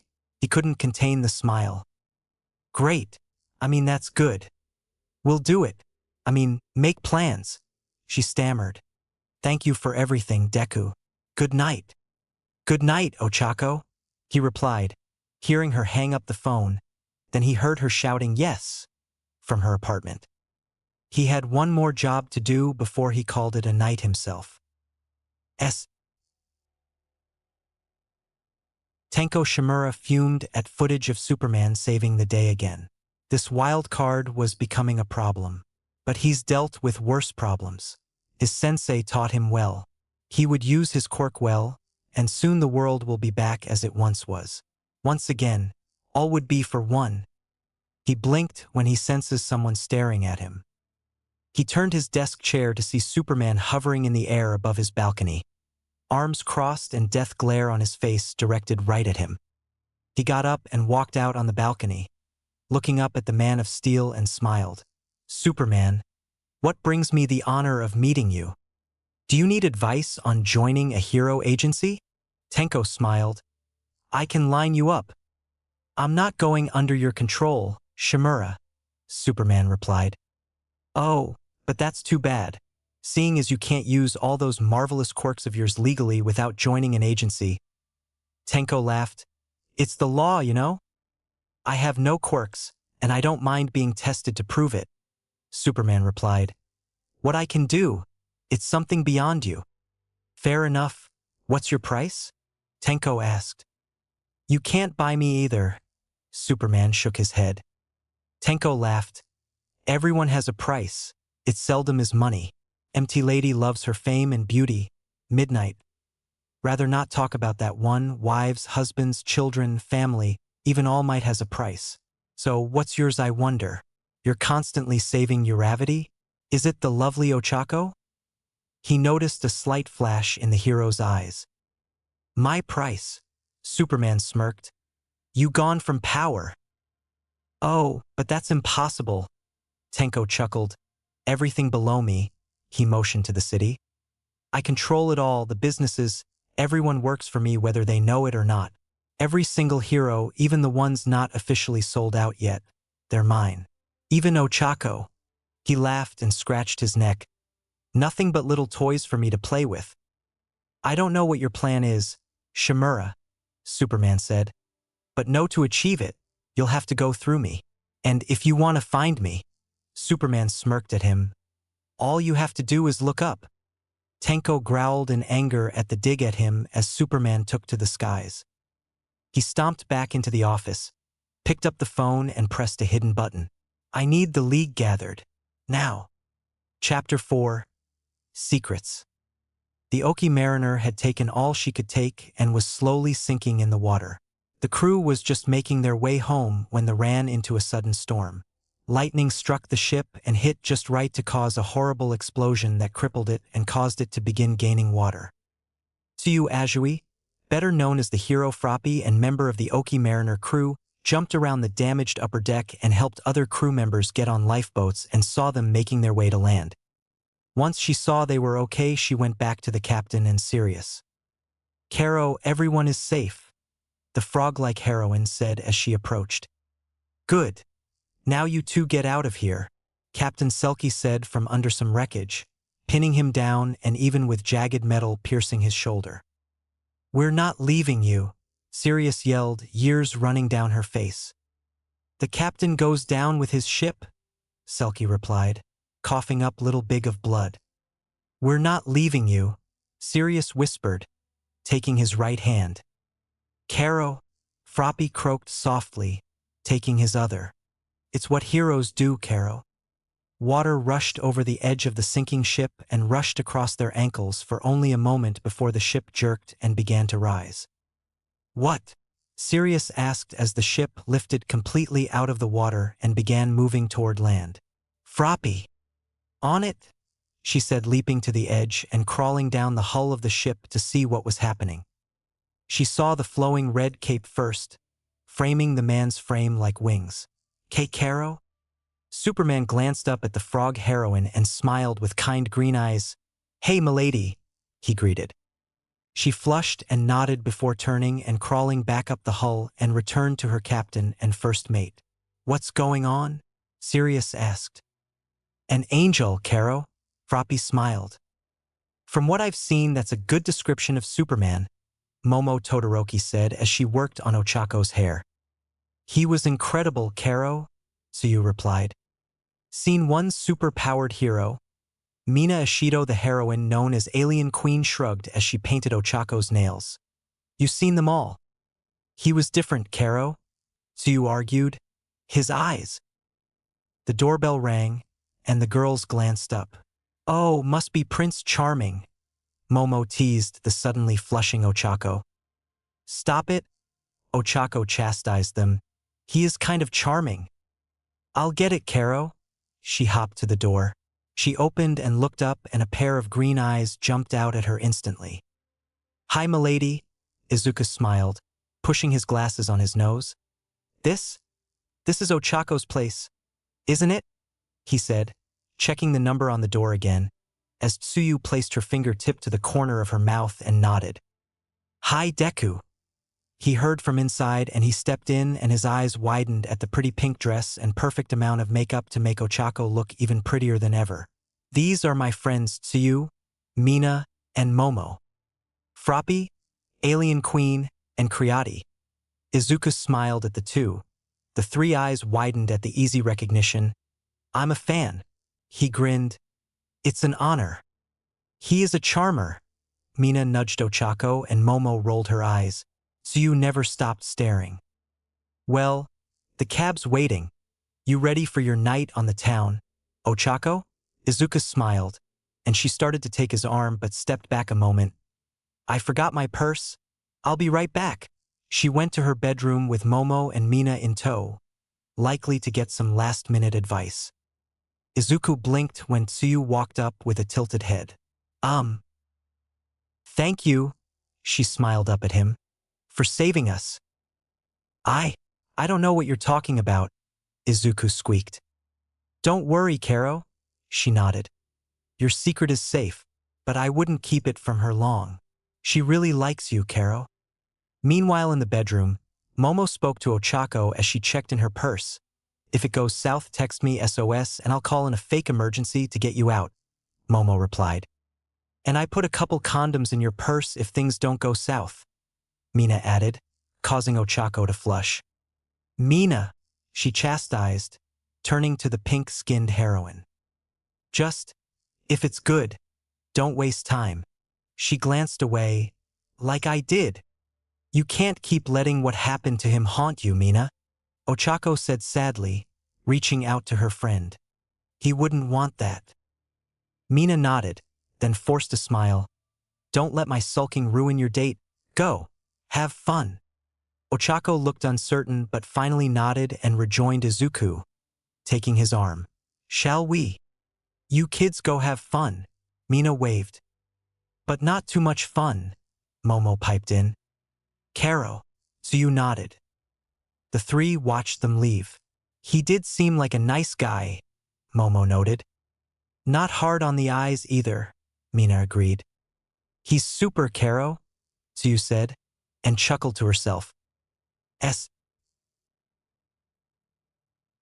Izuku and Ochako laughed loudly at their table by the window overlooking the city as she shared another story from her UA days. Sounds like you had an interesting class, Izuku smiled. Makes me wish I had a quirk, so I could have gone in with Kakin. Who knows? Maybe I would have been in your class too. Who knows? Who knows what all would have been different if we had someone as observant as you there? Ochako nodded. How do you know the hot head anyway? We grew up together when he got his quirk and I didn't. Well, we didn't get along as well, Izuku shrugged. Year or so after he left for UA we met back up, made peace. Not sure what happened. Never did pry, and Kakin was never one for feelings and talks. You can say that again. Ochako shook her head. I tried to date him. You? And Kakin? Izuku blinked. I'm sorry, but what? Ochako sighed. He saved me during our entrance exam, blew a giant robot to smithereens, and I was young and a little sheltered. He was the textbook bad boy. We had some fun, but yeah, oil and water. Just didn't work. I don't regret it. Live and learn, Daddy always said. But after that, I put dating aside and focused on becoming Uravity. Figured I'd wait for the right match to come along. And here we are, she said with a wink. Izuku chuckled awkwardly as she took another sip of wine. I know you know all about how I became Uravity. I read the article. Well done, by the way. And thank you for not putting the other stuff we talked about in there. He nodded before she continued. So what made you become a reporter? Your analyzing skills would have got you in the support class at UA Easy. Guess I just kind of went with the flow for several years, and that's just where I ended up, Izuku replied. Took me a while to figure out what I was going to be. Cool. Seems like you've found your calling. Ochako nodded. You're really good. She then took a thoughtful look. Bakugu was it for me. So, you know my history. Any evil or crazy exes I need to know about? I dated a mermaid once, Izuku replied. Kidding, I was always kind of an outsider, so I didn't even really have many friends, let alone a girlfriend. She smiled a little and Izuku suddenly remembered. How's your dad? Ochako laughed a little. He's feeling better, which means he's trying to be more active, which is driving Mom and the nurses at the hospital insane. I figure he'll get to come home anytime. I've got some leads I'm following up on, he said. I'm going to prove it was a setup. Deku, she started but was interrupted by the entire building shaking. The couple jumped from their table and ran to the window and saw a group outside causing destruction. The League of Villains. Ochako growled. She then turned to Izuku. I've got to go change and get to work. Promise me. Promise me you won't do anything crazy and get hurt, she asked desperately. I won't get hurt. I promise. Izuku nodded. She stared for a moment, before moving in to give him a quick kiss on the cheek. I'll be back for dessert. He watched her run toward the ladies' room, and then glanced back at the group of villains. This looks like a job, he said, walking toward the men's room, pulling off his glasses as he went. Where is this Cape boy at? Twice grunted looking around.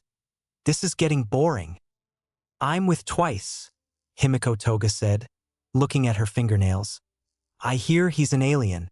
Hope he tastes good. He'll be here. Dabi scratched his scarred face. Heads up, someone is coming, the masked reptilian villain said, but was cut off when Uravity punched him in the face. Wrong hero, Toga pouted. You jerks are interrupting my date, Uravity yelled, throwing a roundhouse at one of the many Twice clones in the street. Spinner was about to attack the angry girl from behind but was caught by the back of the shirt and pulled away. Hope you don't mind me joining the fun, Ms. Uravity, said the newcomer. Superman, Uravity smiled. I'll cut you in half, Spinner yelled, swinging his jagged makeshift sword at Superman's chest, which shattered over his symbol. Spinner and Superman looked down at the broken pieces on the ground and handle still in the villain's hands. Sorry, Superman said. I hope that wasn't expensive. I got him, Twice said as he and his army of clones piled on top of him. He was only like that for a moment before Superman burst free, sending them flying. I don't got him. Ochako, Superman called out, moving faster than eyes could follow to get between Uravity and Toga, allowing the daggers to bounce harmlessly against his chest. He then moved quickly toward the villainess but stopped when he heard an oddness to her heartbeat. It was weird, almost double. He looked up at her, gave a smile. Congratulations.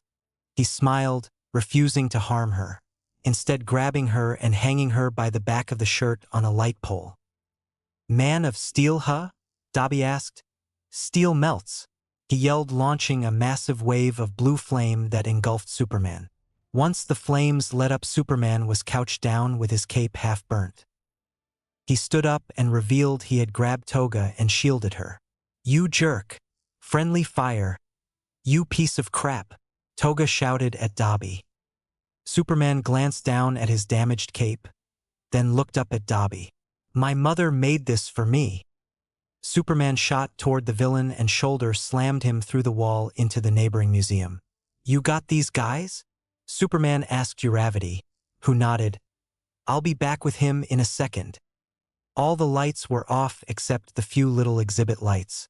Come out, it'll be easier on all of us, Superman said, entering a mineral exhibit. The room was illuminated by a green glow that made him a little lightheaded. Dabi launched another attack and Superman sidestepped it. The flames caught the edge of his arm, and for the first time in his life he felt pain. A searing burn rushed over his arm where the flames hit, and he couldn't hold back the gasp of pain. What's this? Not as invincible as you make us think, Dabi asked, approaching him. Dabi leapt forward and pushed his knee into Superman's gut, and the hero doubled over from the impact. Oh, I'm gonna be getting a bonus for this one, he said, kicking him hard in the ribs. Now, shall we try melting you one more time? He said, preparing his blue flames. But before he could, Uravity hit him in the back of the head with a chair. Are you okay? She asked, kneeling to Superman. I've had better days, he replied. Get me outside. It's a full moon. It's not direct sunlight, but it should help. She helped him outside and huffed in frustration. The League had escaped. Twice must have made another copy and got the others free, Uravity said, and Superman let go of her and stepped into the moonlight. She watched as his wounds seemed to slowly try to heal themselves. You get your powers from the sun, she said, coming to the realization. Yes, he said. If this was direct sunlight, I think I'd have completely patched up.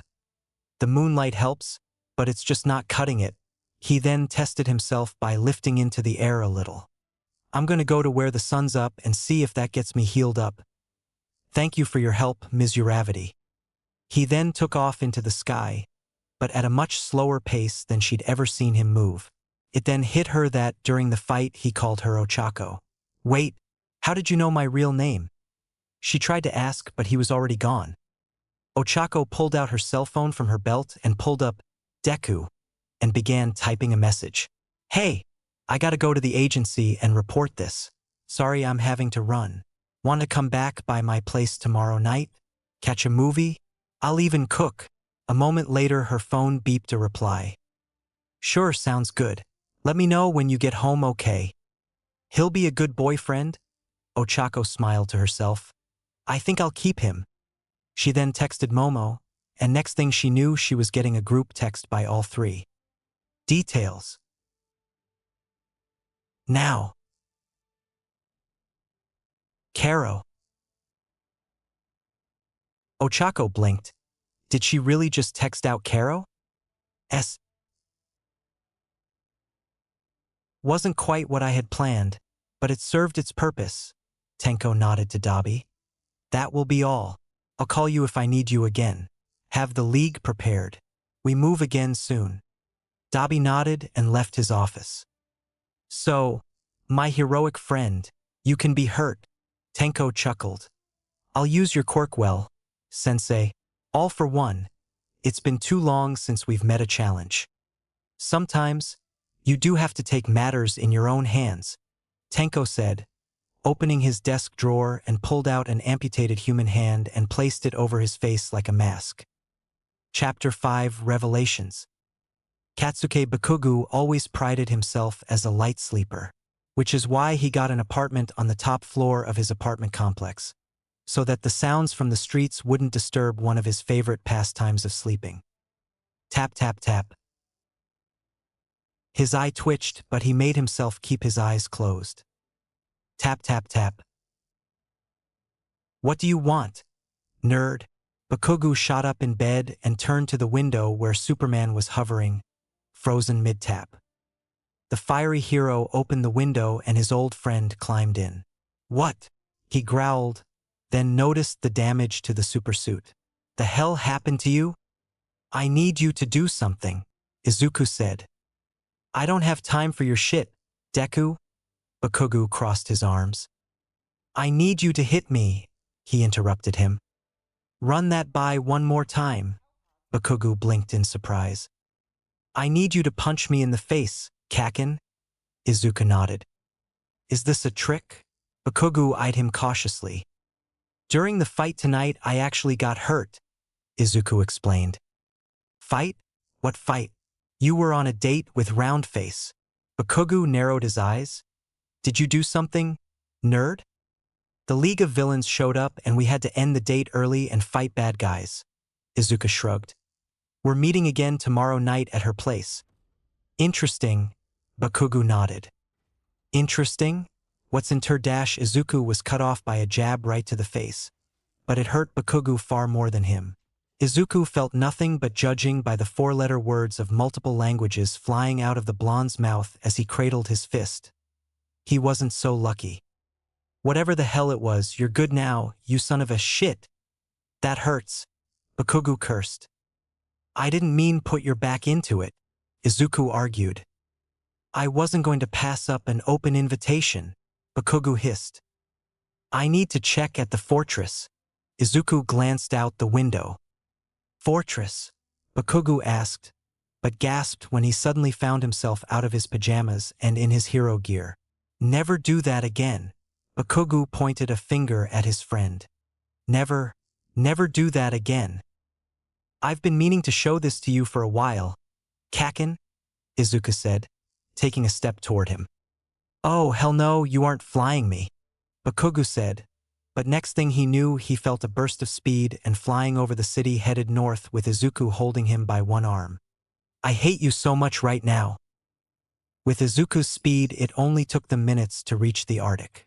The two lowered to the ground and Bakugo stared at the massive crystal-like structure. What the hell? Did you actually travel to the north and made an ice castle? Back in junior high. Remember when I disappeared for a while? Yeah, kind of. Call it my fortress of solitude. Izuku scratched the back of his head. Whatever you say, Elsa. Bakugo rolled his eyes. Oh, let it go and come on. Izuku shook his head and led Bakugo to the entrance. Bakugo blinked when he saw dozens of hovering robots maintaining the interior. Welcome, Kal-El. One said as it approached, then scanned Bakugo. Welcome, Kaken.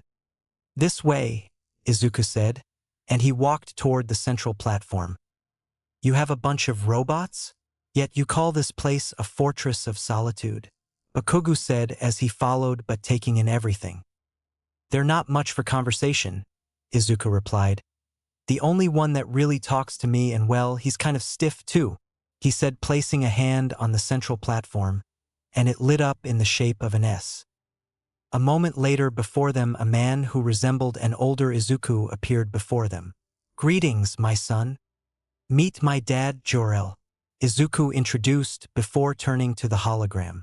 Father, I come with a question. Then we shall attempt to answer it together, my son. The hologram gave him full attention. During a fight earlier, I somehow lost my abilities, Izuku stated. Do you have any ideas? Your powers come from a combination of the solar energy from the yellow star as well as the lower atmosphere of Earth compared to Krypton. There are only two possibilities. The hologram stated. First is you encountered red solar radiation or a stronger point of atmosphere, or you encountered a fragment from our home world irritated from the energy of Krypton's core during its explosion. A fragment of Krypton? Izuku asked curiously. It is possible. We have learned before the destruction of Krypton that the radiation from our world's core causes rapid and severe genetic damage to our specific DNA. During initial investigations in the weakening core, several Kryptonians lost their lives. It is reason to be during the destruction of Krypton, debris could have made its way to Earth as you did. Kryptonite, eh? Bakugo chuckled. Most powerful nerd in the world, and your weakness is a rock. Fitting. That would be a good name for it, yes. The hologram nodded in agreement. Something to start looking into anyway. Izuku nodded. I need to talk to All Might about something too. Yeah. Bakugo eyed his friend. One of the villains tonight, Toga, Izuku said. She needs to be peacefully captured as soon as possible. Himiko Toga? She'll never come easy, Bakugo laughed. What makes you want to focus on her out of all the thugs? She's pregnant, and I doubt the League of Villains have access to good health care, Izuku said, and Bakugo stopped laughing immediately. You okay? Izuku asked his suddenly pale and unusually silent friend. Why yeah, I'm good. I'm good, Bakugo nodded. That's just a surprise. You sure? Izuku asked with concern. Your heart's racing. Stop scanning me, you nosy bastard. Bakugo stepped away.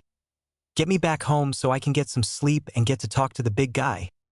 If you're sure, Izuku said. Hang on. Hang on to what? Bakugo asked, then gasped when what felt like a hurricane-force wind to his face and he found himself in his apartment. He sat down roughly on the bed and didn't sleep any the rest of the night. Son of a S. Toshinori Yogi glanced up from his desk at the sound of a knock. "Come in," he called, pumping himself up into his All Might form. Izuku Midoriya smiled as he walked in. Young Midoriya, All Might grinned at the boy he helped raise. "What brings you Hong Kong?" Covering the annual Hero Summit. "No, Toshi, I needed to talk about something," he said, glancing to the tall man in a suit also in the room. "I don't think you ever met one of my former sidekicks," All Might said as the man stood up and approached him. "Meet Sir Night Eye." "Pleasure to finally meet you, Izuku," Night Eye said, locking eyes with the reporter, and shook his hand. Night Eye suddenly found himself in a ruined city. Rubble and fire was all around him. He glanced up when he heard running and saw Uravity in a torn costume and blood running down the side of her face from a cut on her forehead. But she didn't pay any attention to it. She was focused on something else at the epicenter of the destruction. Lord Explosion came stumbling out, his costume even more ragged and covered in blood, and one arm obviously broken. "Bakugu, where's Deku?" she said, but Bakugu grabbed her with his good arm. Don't look," Bakugu whispered, tears threatening the corners of his eyes. "Bakugu," she looked up at him fearfully. Izuku loved you very much." His lips trembled as he said it. No. She shook her head as she began to sob. "No," she cried into Bakugu's chest, as Bakugu glanced up at a ripped red cape with Superman's symbol on it, waving on a bent steel beam sticking out of the rubble. "Doomsday," Night Eye breathed. "Excuse me," Izuku blinked, but Night Eye shook his head. "Don't worry about it, young man," he said. "I'll leave you to speak with All Might." The two waited for Night Eye to leave. "I have an unusual request." "Unusual? What has been usual with you since you decided to become a vigilante?" All Might laughed. "I need your help to get other heroes on board on getting Himiko Toga away from the League of Villains," Izuku said, removing his glasses. "That's a tall order," All Might breathed. "She's one of the League's most dangerous villains, and she has a dead or alive mark on her head, you know. What makes her so special?" "Just say, 2 lives are on the line," Izuku replied. "Izuku, she's a villain?" All Might said softly. "No, she's a person," he responded, not backing down. Okay, All Might nodded. "I'll do what I can, but I can't promise anything." "That'll do, Toshi," Izuku nodded. "I got something else I have to check into now. You going to be back in Japan soon?" "Yeah, soon as this summit is over." All Might nodded, and Izuku started to leave. "Oh, and young Midoriya, I'm proud of you. Keep up the good work. Superman." "That means a lot," Izuku smiled, putting his glasses back on and leaving the office. Izuku made his way through the same museum he had fought in earlier that morning, carefully moving through the yellow tap from where Superman and Dabi had gone through walls. He stood outside the exhibit that had almost took him down for several moments before finally getting the courage up to step inside. And he felt nothing, absolutely no effects, unlike earlier. "Mr. Shimura wants everything from this exhibit moved to Shimura Tower." He heard a young woman ordering people boxing up meteor rocks from their displays. "What's Mr. Shimura want with these exhibits?" Izuku said, walking up to the young lady. She had long silver hair with a matching silver suit, and a single yellow horn on the side of her head. "That's classified, mister." She turned toward Izuku. "Izuku Midoriya, Diaripurnetto," he smiled at the girl. "You're awfully young to be working for Shimura, miss." "Airy," she said tightly. "And if you'll excuse me, some of these rocks could be dangerous, you know?" Izuku pressed on. "It wouldn't have something to do with another attack like on the construction site a few days ago?" "That wasn't an attack. That was an accident done by quirkless errors," Airy fired back, glaring at the reporter. "Superman found evidence of otherwise," Izuku pressed. "What?" Airy seemed taken off guard. "Yes, it was a bomb with a radio frequency going to Shimura Tower. Izuku kept on. I don't know what you're talking about, Eri said, taking a step back, and from the sound of her pulse rate and the change in the pitch of her voice, she was telling the truth. Here's my card, Izuku handed her. If you have any info at all, please call me. I just want to clear an innocent man. Okay. Eri nodded, looking at the info, before shoving it into her jacket pocket. Good day, Mr. Midoriya. Izuku nodded and turned and walked away. Shimura had the rock. This wasn't good, but it'll just have to be a bridge he'll cross when he comes to it. Later that evening, Izuku stood feeling oddly nervous at the door to Ochako's apartment. He was wearing a nice polo shirt and slacks with a bouquet of pink roses held behind his back. He knocked on the door after a few deep breaths, and after a few moments Ochako answered and beamed happily at him. Deku! She exclaimed, then smiled even wider when he offered the flowers. They're almost as pretty as you, he said, the first thing that came to his mind. Mentally slapped himself, but the smile and flush to her cheeks said he said the right thing. Maybe last night when Momo did me up. She glanced at herself, wearing a dark skirt and a pink sleeveless top that hugged her figure. Come in, dinner's almost ready. Need some help? Izuku asked as she placed the roses in a vase. Sure. Do have some veggies to chop for the stir-fry. Ochako smiled and the two entered her kitchen and he started working on the veggies, and she went to the wok. Small talk broke out, but he could feel something was in the air. She was tense, and with his super hearing he could hear her heart racing and she tried to hide it, but she was trembling. Ochako-chan, is something wrong? Izuku asked, and she stiffened at the honorific. No, nothing's wrong. Quite the opposite, she said, then huffed in frustration. This isn't stupid high school. It shouldn't be this difficult. Okay, here goes. She finally took a deep breath, but couldn't look at him, instead focusing on the meat she was stirring around with a wooden spoon. I like you, Deku. I really like you, and I feel like that's the most juvenile thing to say. But I do. It's the best way I can say to explain how I feel. She looked up and paused to breathe for a few moments. I've felt like I've carried these burdens alone for so long. I've never had someone who wanted to just help before, let alone really mean it. You've been so good to me. You've been so good to my parents. Putting yourself out there to try to prove my daddy wasn't responsible for what happened. You've listened to my secrets and honored your promise to never use them for a story. I want to see where this can go. You and me, us. I want to see what us can be. I feel completely comfortable in opening up to you, bearing my secrets, bearing my soul. I trust you completely, Izuku. She smiled to herself, desperate to not look at him or else she'd lose her nerve. I hope you can feel you can trust me. Promise, I'll keep your secrets just like you kept mine. I want to offer to take your burdens like you've offered to take mine. If you want to, that is. You're the first person in years besides my parents to see Ochako, and not just Uravity. She was fully forced trembling now. I understand if you don't feel the same way. It's just been so long since I've had anyone With my line of work, you never know what's going to happen, so if something good comes along, you just have to try.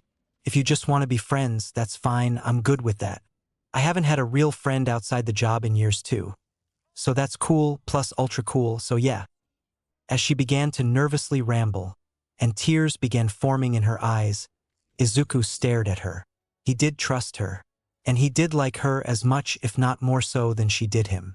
But could he accept this with his own big secret? And what would happen if she puts two and two together on her own? Would she hate him for keeping such a secret from him? And she did put everything on the line when she told him the truth of how she felt about the agencies and how the heroes were treated. That alone proved that, for whatever reason, she trusted him. Yet here he was hiding in plain sight. Ochako! He spoke her name softly. You know what? Just forget all that. Ochako shook her head. Just pretend I drank some of Bakugu's liquid courage before you came and lost control of my tongue. Okay? Ochako, look at me. Ochako looked up and Izuku stood facing her. His face stoic and his glasses held in a trembling hand at his side. Chapter 6. Stand Together. All Might sighed as he made his way back to his Hong Kong hotel. He hated summits like this.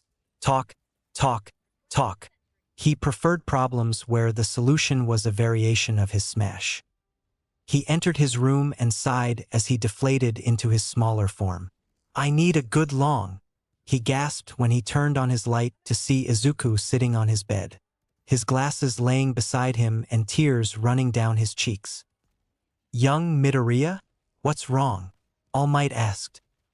I messed up, Toshi. Izuku sniffled. I messed up bad.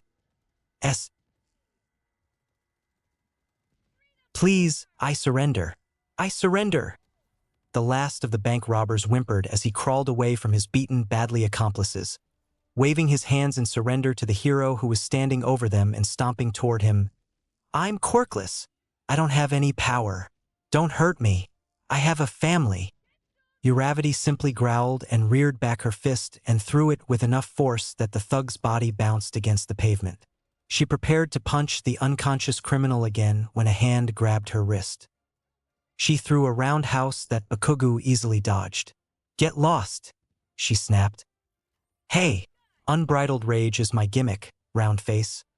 Bakugo replied, and when she growled again, I'm willing to share, but bright pink might not be the best suit for pissed-off ass-kicker.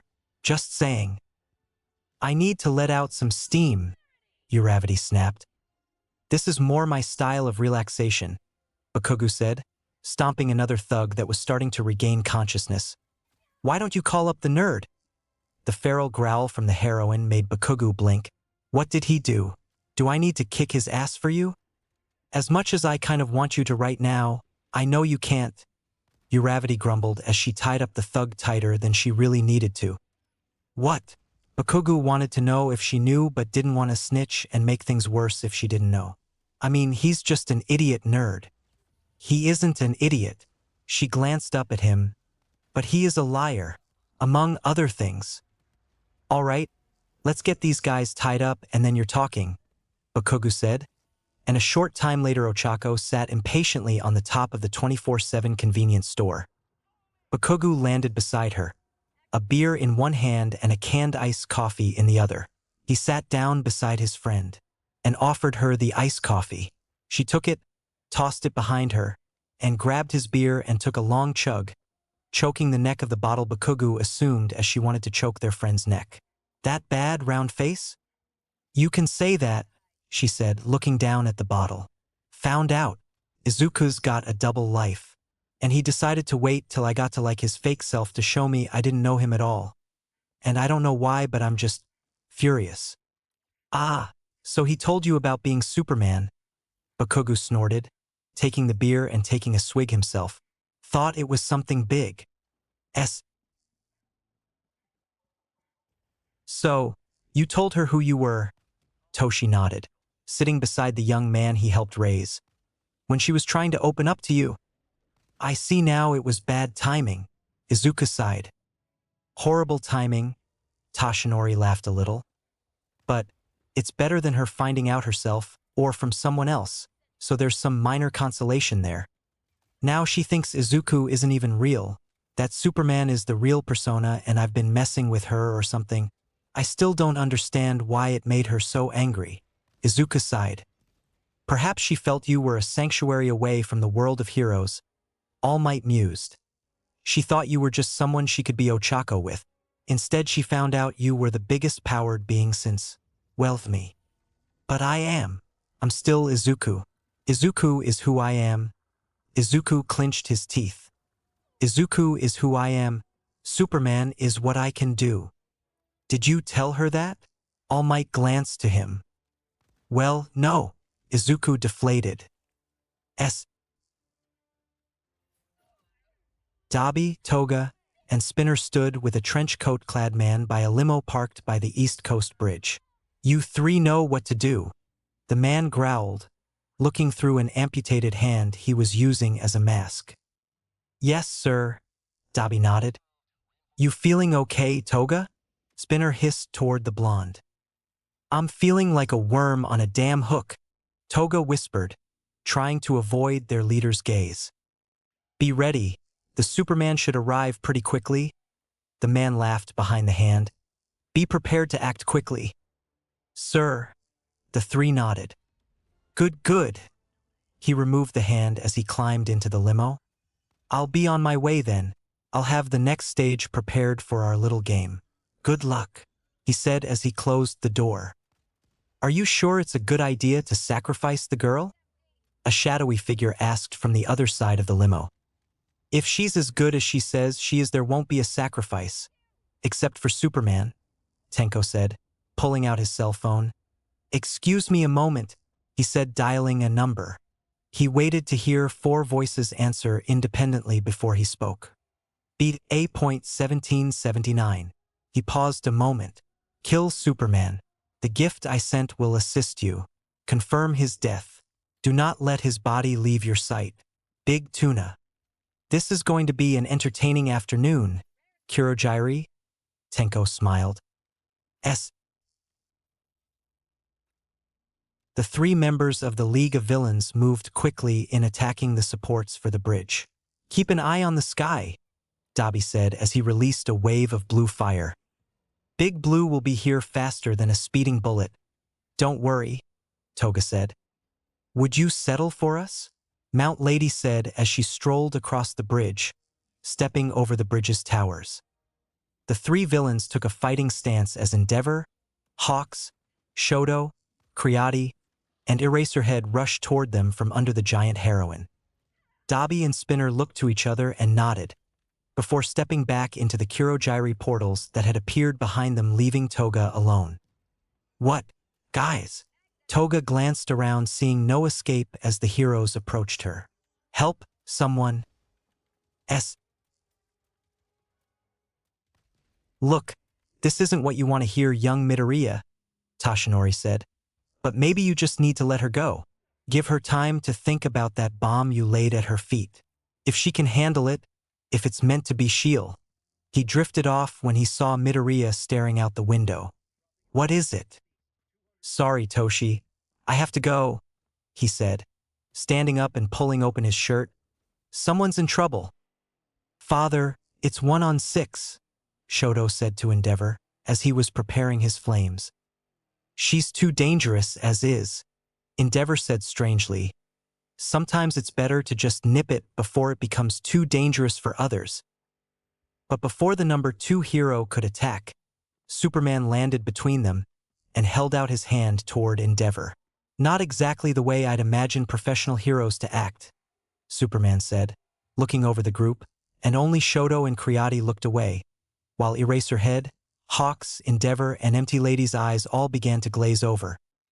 Endeavor wordlessly reached into his belt and pulled out 2 brass knuckles, each adorned with green glowing rocks.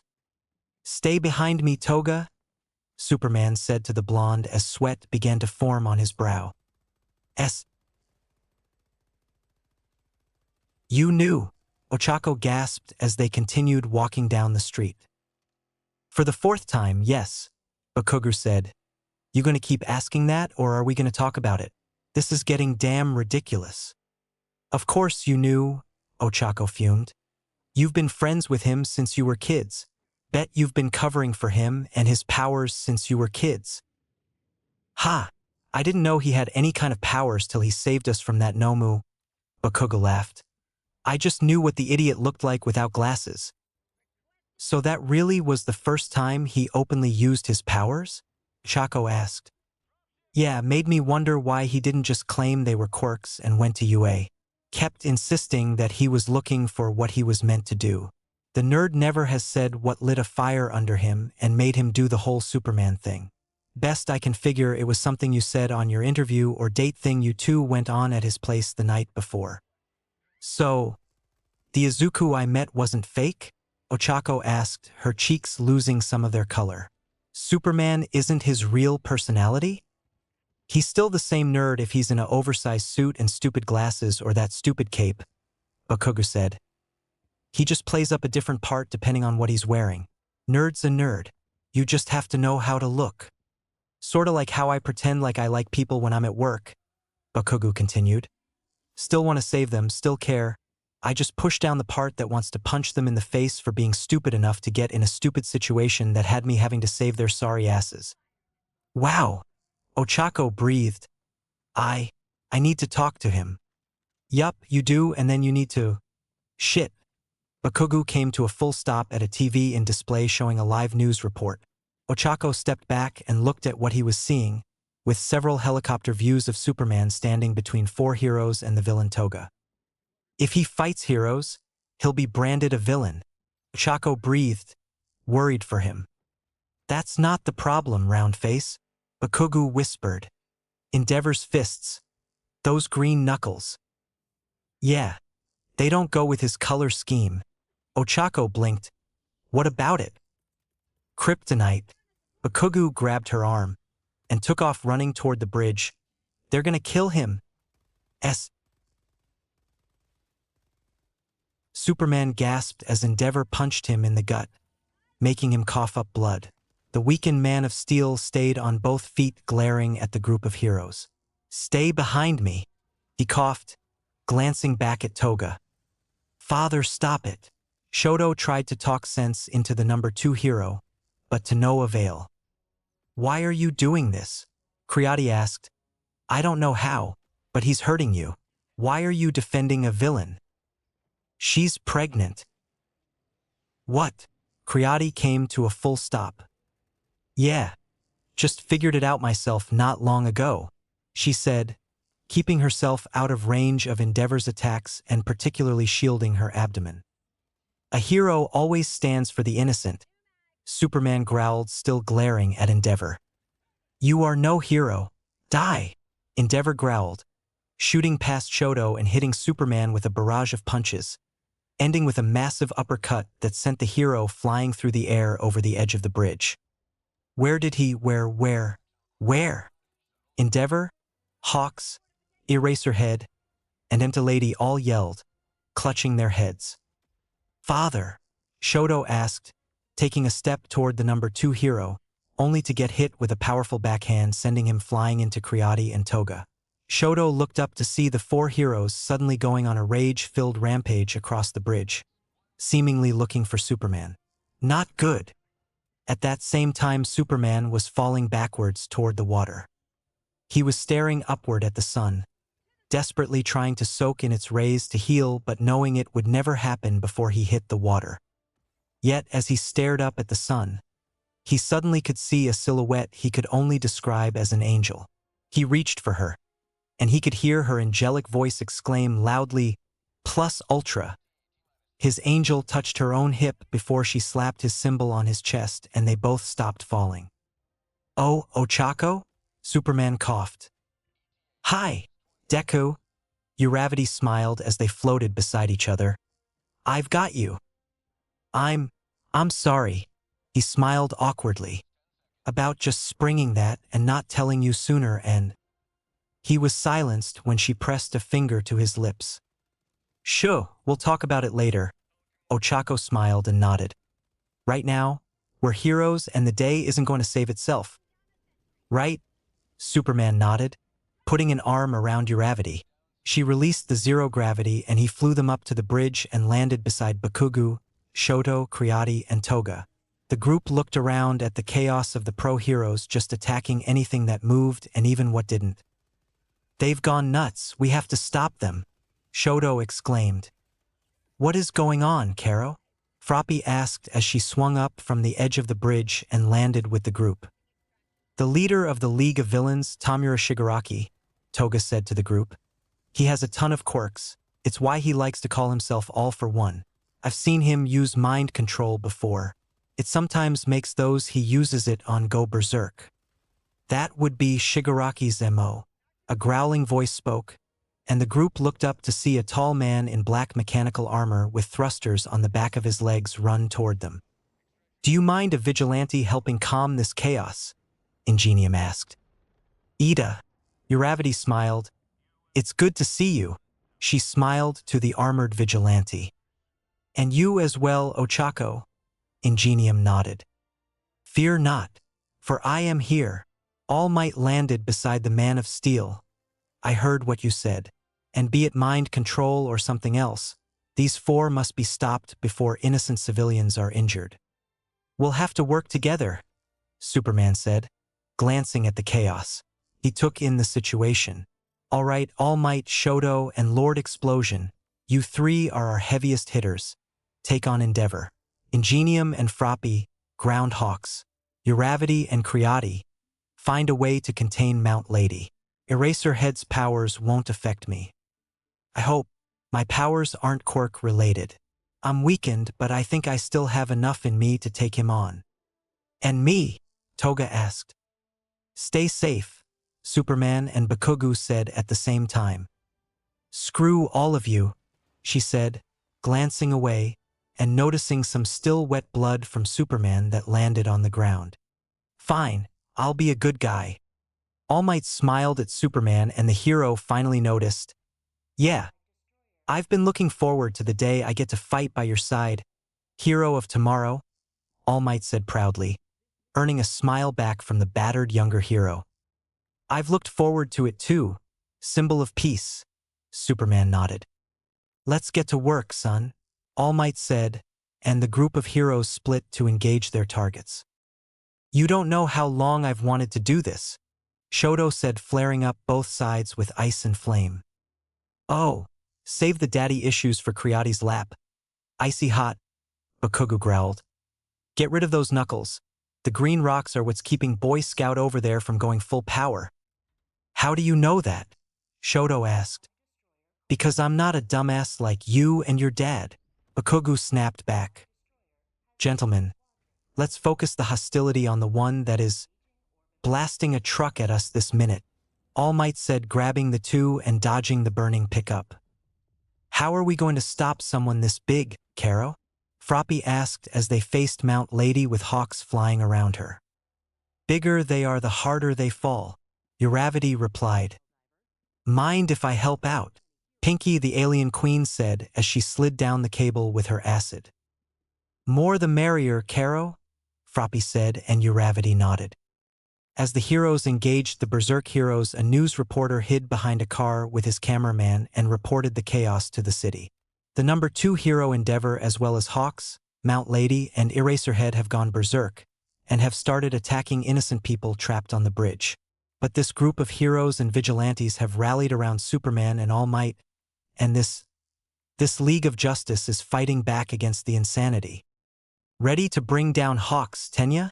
Froppy asked as she jumped on her friend's back. Like we did that flyer from Class 2C back in the sports festival back in the day?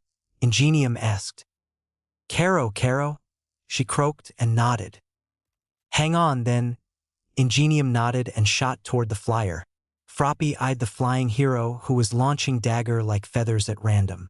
Once she was sure they were in range, she launched her tongue at Hawk and wrapped it around his legs. She then tightened her grip on Ingenium and tapped his back. The speedster slid and turned on his heel before activating his quirk, Recipro Turbo. He yelled before flame shot from the thrusters on his leg, and he shot forward, dragging the winged hawks along by Froppy's tongue, bouncing along the concrete, trying his best to stay in the air. We got to get her off balance. Then I can use my gravity on her and take her down, Uravity said, and Pinky and Creati nodded. Leave that to me, Superman said, flying past Bakugu, Shoto, and All Might, slapping Bakugu's but as he flew toward the giant. What the? Bakugu cursed as Superman moved to his back and winked and blew him a kiss, much to the horror of Bakugu and Uravity. What was that? Bakugu shouted, before catching movement out of the corner of his eye, and saw another Superman trying to dodge Eraserhead's scarf attacks. What? Oh no, Himiko! Toga Superman laughed maniacally before turning back to Mount Lady and flew with all her might and gave her a hard hit right under the chin. Wasn't enough, Uravity yelled. Not my fault. His blood is weak on power from the rock, Superman Toga said, hovering in the air. I've got it, Pinky said, forming a humanoid bubble of acid all around her. Acid Man, she said, jumping forward and hitting Mount Lady's ankle with a full-power acid attack. She cried out in pain and lifted her leg, as Superman Toga moved in for another attack, this time a right cross. Uravity jumped in and slapped the giant in the foot, causing to lose all her gravity. Creati formed a grappling hook and ran between Mount Lady's legs, throwing it up and hooking the back of the giant's costume, pulling her on backwards. Once she was at the perfect angle, Uravity touched her fingertips together. "Release!" she cried out, and instantly Mount Lady's full weight returned, and she slammed to the ground hard. Superman was still weak from the effects of the kryptonite being so close, but he was still able to dodge Eraserhead's attacks. "Superman must die," Eraserhead growled, his eyes glowing red as he locked eyes with the Man of Steel, and he suddenly slammed into the ground. "Now," Eraserhead said as he approached the downed hero. But as soon as he got close, Superman smirked up at him. "I don't know how many times I have to say this," he said, catching Eraserhead off guard. "But my powers aren't a quirk," he said, giving him a weak uppercut that still lifted him 6 feet into the air and to unconsciousness before he hit the ground. The fight with Endeavor wasn't going as well as the others. His massive flames were absorbing Shoto's flames and Bakugu's explosions with ease, and melting Shoto's ice attacks before they could even get to him. And the intense heat he was putting off was making it difficult for even All Might to get close enough to throw a punch. "Superman," Endeavor growled, seeing Superman standing over Eraserhead. "Must die. Prominence burn." The number 2 hero released a wave of heat and flame towards Superman so intense it atomized the kryptonite on his knuckles, and everyone watched in awestruck horror as a blast equal to that of a solar flare from the sun slammed into Superman. "No!" Uravity screamed, but too late to do anything to help. All Might gasped in horror, and they all shielded their eyes from the painful light. When the light lit up, the concrete and metal of the bridge was completely melted, and Eraserhead was several feet away, thrown or kicked away by Superman at the last second. But what was more shocking was in the epicenter of the blast stood Superman. His wounds were completely healed, and he was giving off a light yellow glow. He looked at his hands and shrugged. "How about that?" "All Might." Superman lifted off the ground. "Let's finish this," he said, flying over to his mentor's side. "Right." All Might grinned at him, and the two turned to the confused and raging Endeavor. "Double." The two shot toward the number 2 hero, with their fists pulled back ready to launch an attack. "Detroit, smash!" They both yelled, slamming their fists into Endeavor, sending him flying backwards into one of the bridge's towers. He stood for only a moment before he collapsed face first. Superman glanced around as the heroes and vigilantes gathered around him, and All Might and the crowd of bystanders came out from their hiding spots and cheered and clapped for the group. Superman nodded thanks to each of them. When his eyes fell on Uravity, she smiled back at him and whispered where only his super hearing could pick up. "Your place tonight. We need to talk." Later that evening, being nervous about his conversation with Ochako, Izuku decided to make a flight around the city before the time for her arrival. As he flew, his super hearing picked up Bakugu arguing with someone. He flew to his friend's apartment, and to his surprise, when he looked in, he saw Toga arguing with the explosive hero.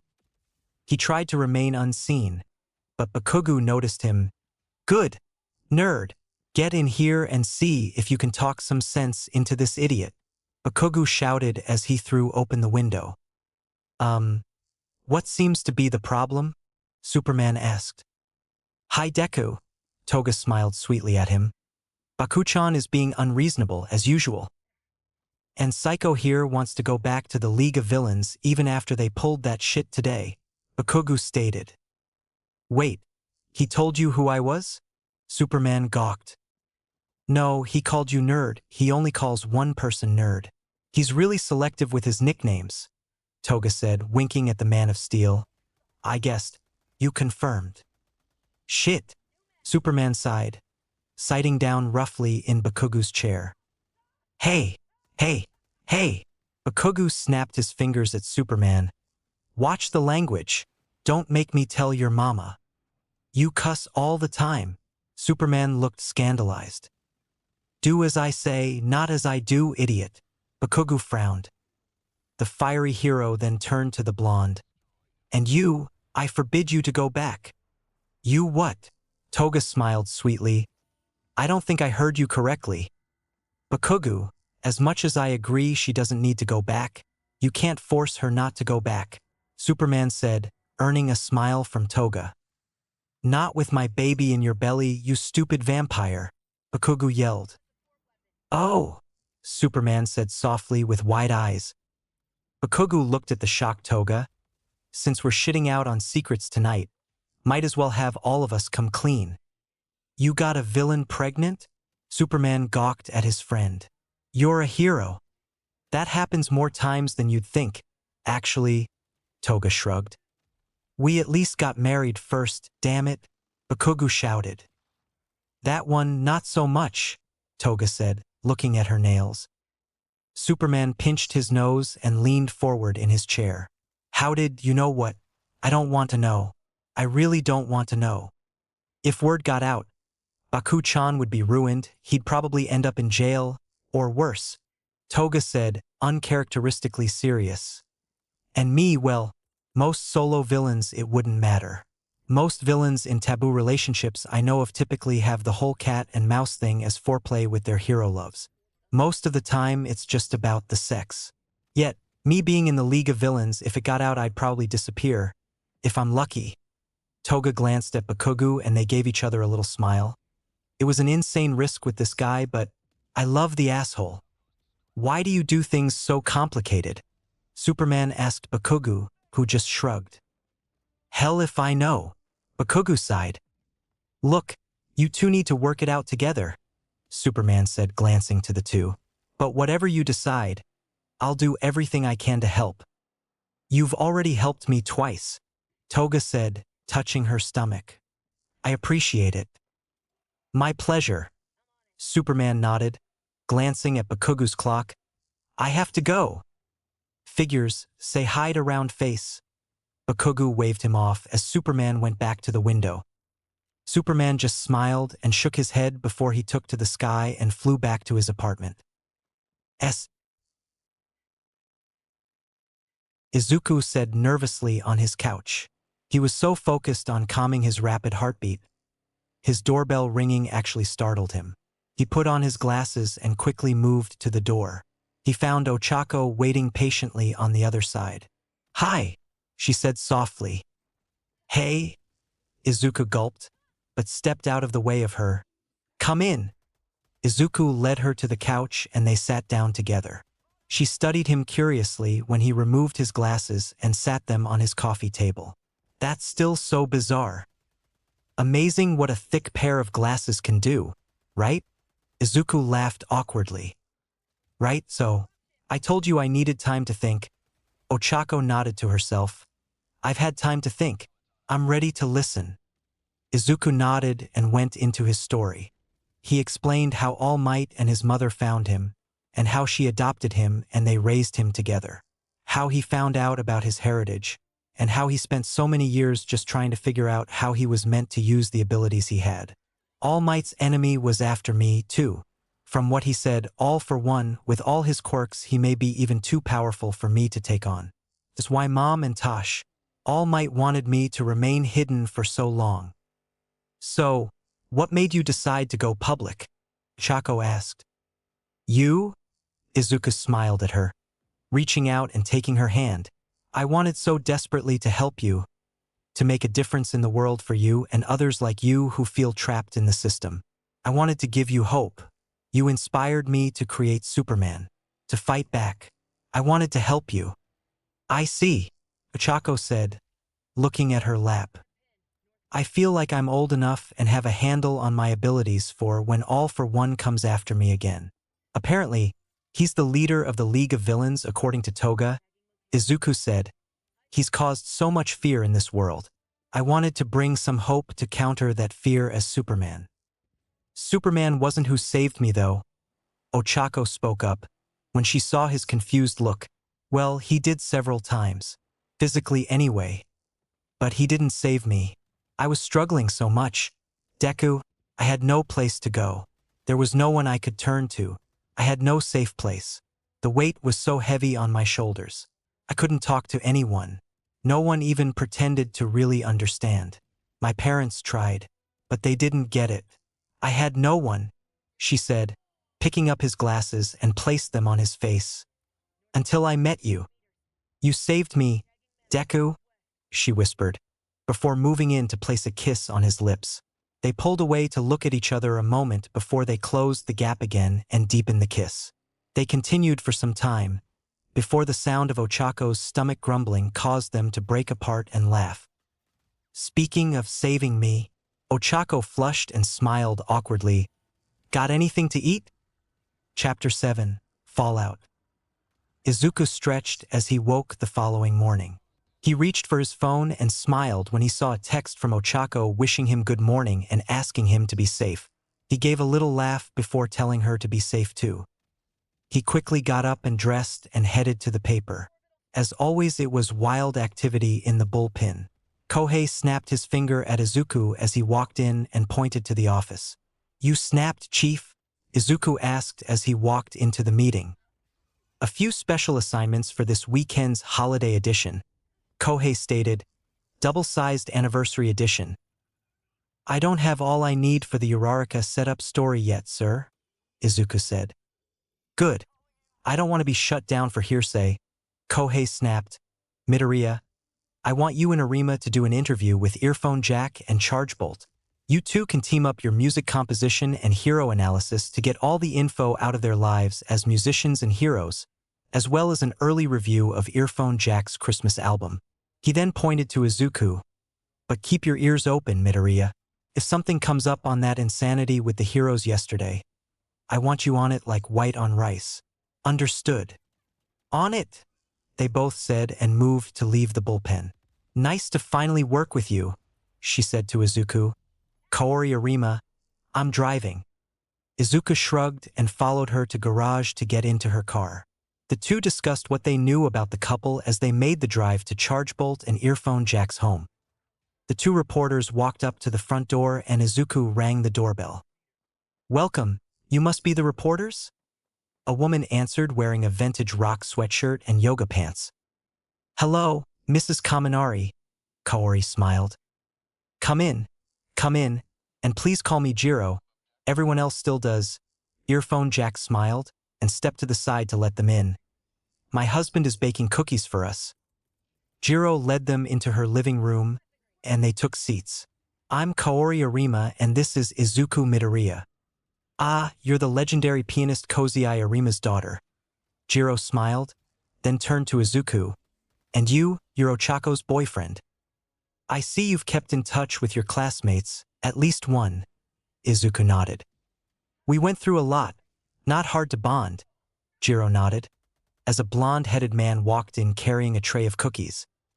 Hope you all came hungry, he said, bringing the tray and placing it on the coffee table between them.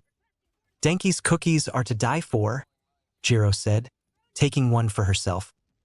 We're here to talk about your rise to stardom, how it affects your lives as heroes, and your new Christmas album. Kaori smiled, taking a cookie too. The album is something I've always wanted to do, Jiro said, before glancing to Izuku. By the way, Ochako loves anything pink, but she goes nuts over martial arts weapons and purses. Thank you, Izuku scratched the back of his head. So, what's it like to blend music and heroics? Wasn't as hard as you think, or as I thought at one time. I had a passion for music and for helping people. Jiro took Denki's hand. Someone helped me see I didn't have to decide. I could have both. Which led to your first-year performance. Izuku nodded. Hero 2. You know about that performance? Jiro blinked in surprise. I've always been a hero fanboy and always wanted to come to UA. On top of that, Bakugo and I were kind of friends at the time. I think he wanted to show off, so he invited me to come for the performance, Izuku explained. I still remember how incredible it was. Thank you. I'm pleased you enjoyed it. Jiro smiled. The two reporters continued to talk to the couple about their work as heroes as well as her work as a musician. Oh, that don't look good, Denki said, and reached for the remote to unmute the TV. The others glanced and saw a news report breaking in of Endeavor being arrested. In the wake of the unusual event that happened yesterday, the heroes involved in the attack have been more heavily scrutinized. With testimony of his children, Enji Todoroki, now formerly pro-hero known as Endeavor, has been arrested on multiple charges of domestic violence, child abuse, spouse abuse, as well as bribery and workplace violence. The voice on the report said, as they saw Endeavor being placed in the back of a police car.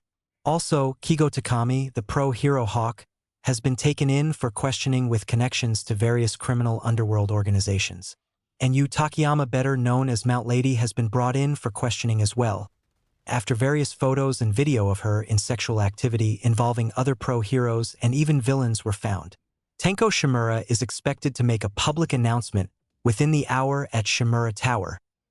The chief will want you to cover that, Kaori said, glancing to Izuku. Right, I better go. He stood up and quickly blurted out that he'd call a cab. Just a block away from the Shimura building, Izuku rushed out of an alley, putting his glasses on. He quickly moved into the crowd of reporters to listen as Tenko Shimura stepped up to the podium. Thank you all for coming on such short notice. Tenko gave his winning smile to the group. As you all know, several pro-heroes have been determined to be compromised morally or otherwise. Some, as Endeavor's case, Enji Todoroki's case, have gone back for many, many years right under the Commission's noses. This has been a shocking and heartbreaking turn of events for all of us, Tenko sighed. And with a heavy heart and teary eyes, I must announce that in agreement with the Japanese government, I am effective immediately disbanding the Commission of Professional Superheroes. All professional agencies and educational institutions such as UA High, Shiketsu High, Ketsubutsu Academy, CI Academy, and all others will fall under the control of the Shimura Company. This won't be a permanent change, Tenko said, holding up his hand. But until we find a new commission membership with new rules in place for accountability, I will personally see that our pro-heroes will be at their peak focus and ability. There will be no more questions at this time. I will have another press conference when more information becomes available. Tenko stepped away from the podium. Thank you. He stepped away from the stage toward Eri and pulled a cigar from the bag she was holding for him. He lit it and smiled. I love it when a plan comes together. This was part of your plan? Eri asked. Sped up the timetable, but we've taken control of the heroes as well as the villains, my dear. Tenko smiled at girl he had saved years ago. And very soon all of society. He noticed her frown. Don't frown, my dear. In my society, men like Overhaul won't exist. Nothing can stop me now. He stepped past her. Not even Superman. This is bad as it looks, isn't it? Izuku heard Ochako on the other end of his cell phone. I don't trust him. I don't know what his endgame is, but I can tell he's moving toward it. Izuku replied as he moved toward his mom's apartment building.